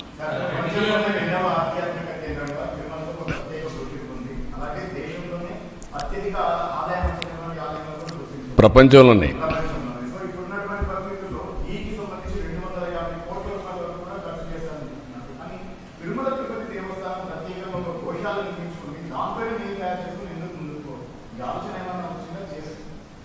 అవి కూడా మేము ఎక్స్ప్లోర్ చేస్తాం. అంటే ఒకటి దేవునికి చేసే సాంప్రదాయాలు ఒక యాంగిల్, ప్రసాదాలు తయారు చేయడానికి మనకు చాలా కావాలి. అది అందుకనే ఇంత మునుపు కూడా ఏం చేశారంటే పవిత్రంగా ఆవుల నెయ్యి ఎక్కడైతే తయారవుతుందో ఆ డైరీస్ నుంచే తీసుకున్నారు. దాన్ని వైలేట్ చేయడానికి తక్కువ ధరకు కెమికల్స్ మిక్స్ చేస్తే వస్తుంది కాబట్టి ఎవడైనా పర్వాలేదని వీళ్ళ కమిషన్ల కోసం ఈ పని చేశారు. కమిషన్ కూడా నేను డెలిబరేట్గా వెంకటేశ్వర స్వామి యొక్క ప్రతిష్ట దెబ్బతీయడానికి, పవిత్రత దెబ్బతీయడానికి చేసినటువంటి కార్యక్రమం ఇది. ఇక్కడ డబ్బులు గిబ్బులు అక్కడ కాకపోతే వదిలి కొడతారు, అది వేరే విషయం. కానీ పవిత్ర దెబ్బతీయడం చాలా ప్రమాదం. That is where all of us has to understand. ఏ సిట్ మీద? సిట్ మీద ఎట్లా? ఎందుకు సిట్ మీద పక్క పెట్టేయడం ఏంటి?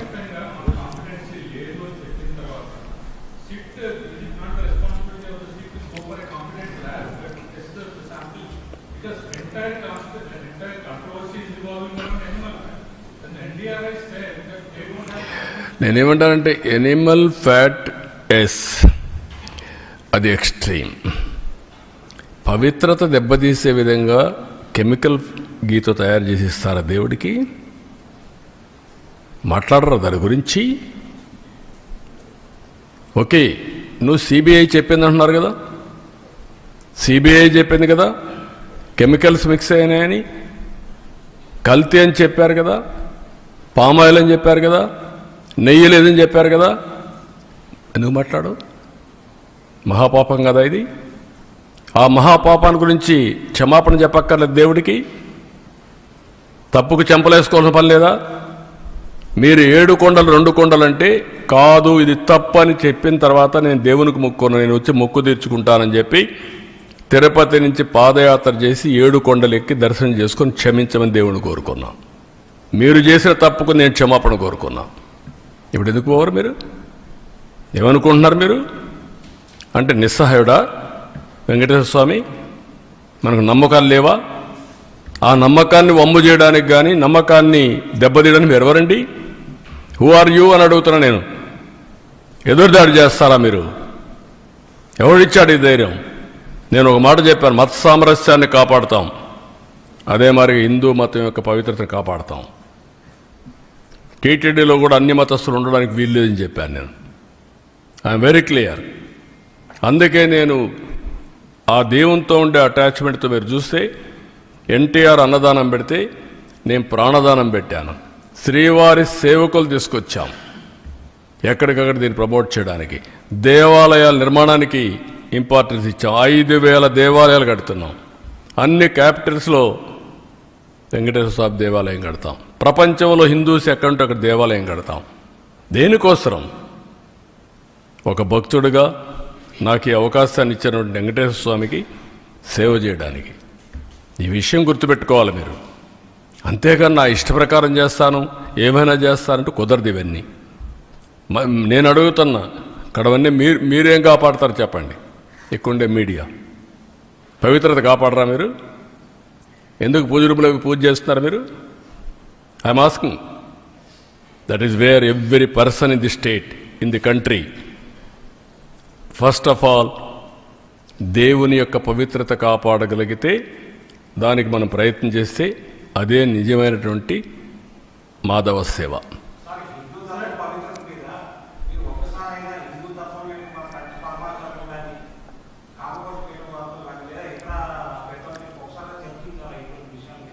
ఈ విషయం మీద అందుకే దానికి కూడా ఏం చేయాలి చేస్తాం, డెఫినెట్గా అందరినీ బ్రీఫ్ చేస్తాం. నేను చాలాసార్లు మాట్లాడుతూనే ఉన్నా, మొన్న కూడా కలిశాను, తిరుపతి కూడా కలిసి వచ్చా. కంచి కామకోటిని కలుస్తున్నాం, శృంగేరిని కలుస్తున్నాం, ఈవెన్ ఇంకొక ఈయన వస్తే ఆల్ స్పిరిచువల్ లీడర్స్ని కలుస్తున్నాం, ఆల్ రిలీజియస్ లీడర్స్ కూడా కలుస్తున్నాం. నిన్న కూడా భగవత్ కూడా ఒక గంట కూర్చొని 1 గంట 2 గంటలు కూర్చొని మాట్లాడాం. వారు చేసే సేవాభావాన్ని గుర్తించి ఏ విధంగా ముందుకు పోవడం కోసం దేశం యొక్క నేషన్ క్యారెక్టర్ ఇది ఇంపార్టెంట్. నేను అందుకే మీ మీటింగ్లో నేను చూస్తూ ఉంటారు, ఎక్కడి నుంచి వచ్చిందంటే హిందూ కుటుంబ విలువలు ఎక్కడి నుంచి వచ్చింది? లెగసీనే కదా. ఆ లెగసీ ఎక్కడి నుంచి వచ్చింది? హిందూ ధర్మం నుంచి కదా మనకందరికీ వచ్చేది. చిన్నప్పటి నుంచి ఏం చేయాలని మన కుటుంబంలో పెద్దలు చెప్పిన సాంప్రదాయాల ప్రకారమే కదా. మీరు వేరే మతాల్లో ఉండే ఉన్నారు, వాళ్ళ గౌరవాలు వాళ్ళకు ఉన్నాయి. మనం ఎందుకు చిన్నప్పుడు అనుకుంటాం పెళ్ళి అవుతానే స్వర్గంలో జరిగింది పెళ్ళి, విడాకులు ఇవ్వడం కరెక్ట్ కాదు. అది హిందూ ధర్మం కాదా? కలిసి ఉండాలి భార్య భర్త పిల్లలు, ఇది హిందూ ధర్మం కాదా? ఈ విలువలు ఎక్కడున్నాయి? ఈ సెక్యూరిటీ ఎక్కడుంది? ఫ్యామిలీ సెక్యూరిటీ ఇవన్నీ. That is where we derived. We are fortunate. నేను ఇక్కడ చెప్పడం కాదు, ఇంటర్నేషనల్ ప్లాట్ఫామ్స్ చెప్తున్నా ఇది. కాబట్టి ఇవన్నీ మనం గుర్తుపెట్టుకోవాల్సిన అవసరం ఉంది. దీన్ని మనం కాపాడుకుంటూ ముందుకు పోవాలి.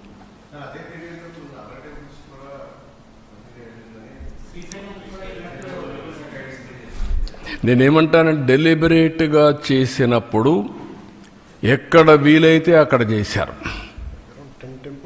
10 టెంపుల్స్ ఇక్కడ చేశారు, 219 టెంపుల్స్ పైన దాడి చేశారు. కడాన వీళ్ళు చేసిన పని దేశంలో ఉండే దేవాలయాలు కూడా వీళ్ళ అపవిత్రత అక్కడ కూడా స్ప్రెడ్ చేసే పరిస్థితికి వచ్చారు. ఎందుకు? మేనేజ్మెంట్లో ఉన్నారు, గవర్నమెంట్లో ఉన్నారు. అది డేంజర్. ఓసారి ఎవడో చిన్న ఆఫీసర్ తెలియకుండా చేస్తే వాడిపైన యాక్షన్ తీసుకుంటా. పరకామణి కేసులో సెటిల్మెంట్ చేస్తారా మీరు?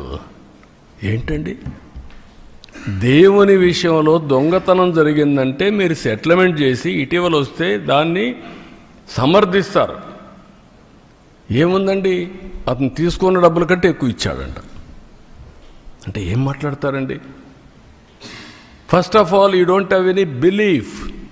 ఇది దొంగతనం జరిగింది, దేవుని సొత్తు దొంగతనం జరిగింది, ఇది తప్పు, ఇది పాపం అనే నమ్మకం మీకు లేదు. నమ్మకం లేదు కాబట్టి మీరు సపోర్ట్ చేస్తున్నారు. అంటే ఏమనుకుంటారు నాకైతే అర్థంగా. అంటే ఏమైనా మేము తిడతాం, ఏమైనా మాట్లాడతాం, జరిగిపోతుంది, నో విలువలు, నో క్యారెక్టర్, ఏదైనా చేస్తా. ఎక్కడికి పోతున్నాం మనం? మేము ఈరోజు మీరు చూస్తున్నారు ఎక్కడ బూతులు మాట్లాడుతున్నామండి మేము. ఇంకా బూతులు ఏంటండి మీరు? అంటే మీరు ఏమనుకుంటున్నారు నాకైతే అర్థం కాలేదు. నీ ఇష్ట ప్రకారం బూతులు అంటే మనకు ఆ బూతులు విన్న తర్వాత నా జీవితంలో ఒకటేసారి నేను కుంగిపోయాను అసెంబ్లీలో. నా జీవితంలో ఎప్పుడు ఏడాలా, కళ్ళ నీళ్ళు రాలా. ఫస్ట్ టైం నా లైఫ్లో. నా ప్రాణం మీద కూడా నా మీద 23 క్లేమోర్ మైన్స్ బ్లాస్ట్ చేసినప్పుడు మీరు చూడండి నా ఫోటో. భయపడలా. అలాంటి మైండ్ గేమ్ ఆడతారా? క్యారెక్టర్ అసాసినేషన్ చేస్తారా మీరు? ఏమనుకుంటున్నారు? ఇవన్నీ ఉన్నాయి, ఇవన్నీ తర్వాత మాట్లాడతాను. ఇప్పుడు దేవుని విషయం మాట్లాడదాం. ఇక్కడ అన్ని విషయాలు ఏం చేయాలి, హ్యాండిల్ చేయాలి.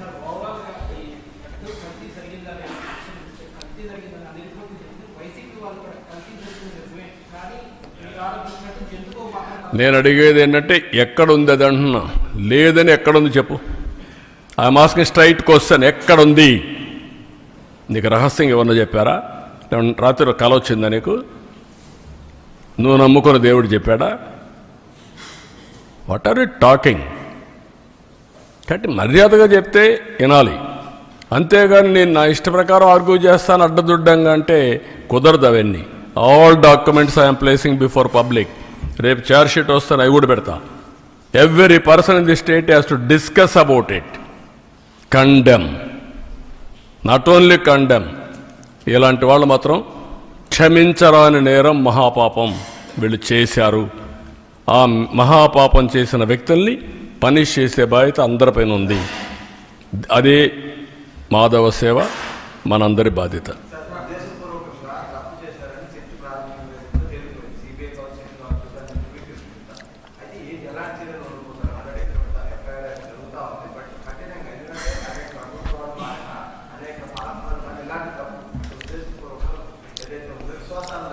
మీరే ఇన్ కోర్స్ ఆఫ్ టైం మీరే చూస్తారు ఎలాంటి పనిష్మెంట్ దేవుడు ఇస్తాడనేది.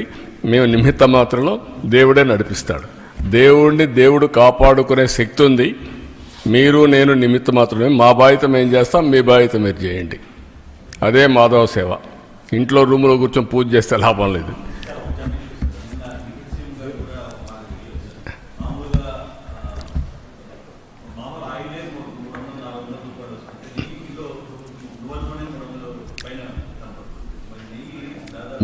మీరు గుర్తుపెట్టుకోవాల్సిన ఇంటెన్షన్ ఏంటి?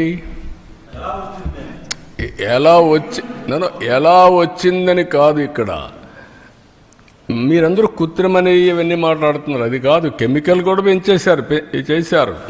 దేవుణ్ణి అపవిత్రతం చేయాలి. అది ఒక మిషన్.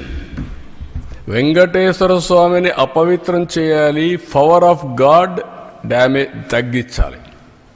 దానికి చేసిన కుట్ర ఇది మహాపాపం. అదే నేను చెప్పేది. ఏదో ఒకసారి తెలియకుండా చేశారు, ఎవడో కిందోడు చేశాడు పర్లేదు. డెలిబరేట్గా నువ్వు నమ్ముకున్న ఈవో, నువ్వు పంపించిన ఈవో ప్రీవియస్ టర్మ్ చేశాడు, ఈ టర్మ్లో చేశాడు. ఏం చేశాడు? కాదు, డబ్బుల కోసం కక్కుర్తి పడింది కాదు. ఇది డబ్బుల కోసం. దీంట్లో ఒక కుట్ర ఉంది. కుట్ర కోణం దాగి ఉంది. నీ మనుషుల ద్వారా దేవుణ్ణి అపవిత్రం చేయడానికి చేసినటువంటి మహాకుట్ర, మహాపాపం. ఆ విషయం మీరు గుర్తుపెట్టుకోవాలి.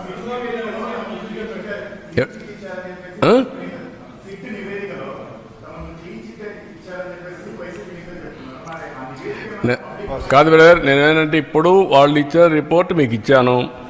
రేపో ఎల్లుండో ఛార్జ్ షీట్ వస్తుంది. You read. కాదు, ఈ రిపోర్ట్ వరకు పెడుతున్నాం. మన దగ్గర ఉండేది వాళ్ళు పంపించింది పెడుతున్నాం. సిట్ రిపోర్ట్ తొందరలో వస్తుంది. వాళ్ళు నెంబర్ చేయాలి. నెంబర్ చేస్తే కోర్టులు తీసుకొని వస్తుంది. Public document.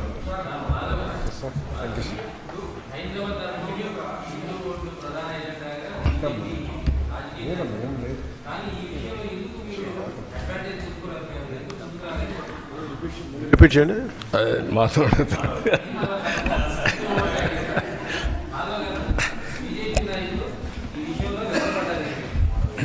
వెనకబట్ట ఏం లేదు. ఎప్పటికప్పుడు ఇష్యూస్ని టేకప్ చేసి ముందుకెళ్తున్నాం. ఇప్పుడు మాధవ్ గారు పార్టీ, మేము మా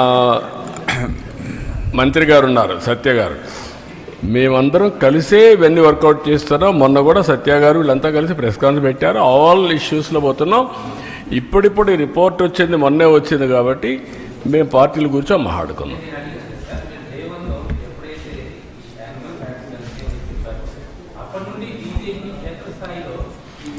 అంటే 3 పార్టీలు మేము అనుకోలేదు కదా. అంతలోకి కోర్టుకు పోవడం, సిబిఐ రావడం ఇవన్నీ వచ్చాయి కదా.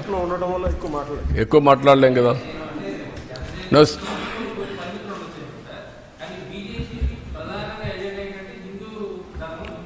లేదు, మా ఎజెండా మీకు అర్థం కాలేదు. అందరూ భారతీయులందరూ సమానం. ఆ విధంగా ఆ యొక్క ఆలోచనతో ముందుకెళ్తున్నాం. వాళ్ళు కూడా ఆ విధంగా వాళ్ళు చూస్తే బీజేపీ కానీ అందరం కూడా, బీజేపీ కూడా భారతీయులందరం కూడా ఒకటిగానే చూస్తూ ఉంటారు. నేను కూడా మొన్న మాట్లాడినప్పుడు, భగవత్ గారు మాట్లాడినప్పుడు ఒకటే అన్నారు. We are very clear. We have to build national character building. ఏంటి ఇంకొద్దులే, నీకు దేవుడి మీద నమ్ముకోవాలి కదా. నీకెందుకు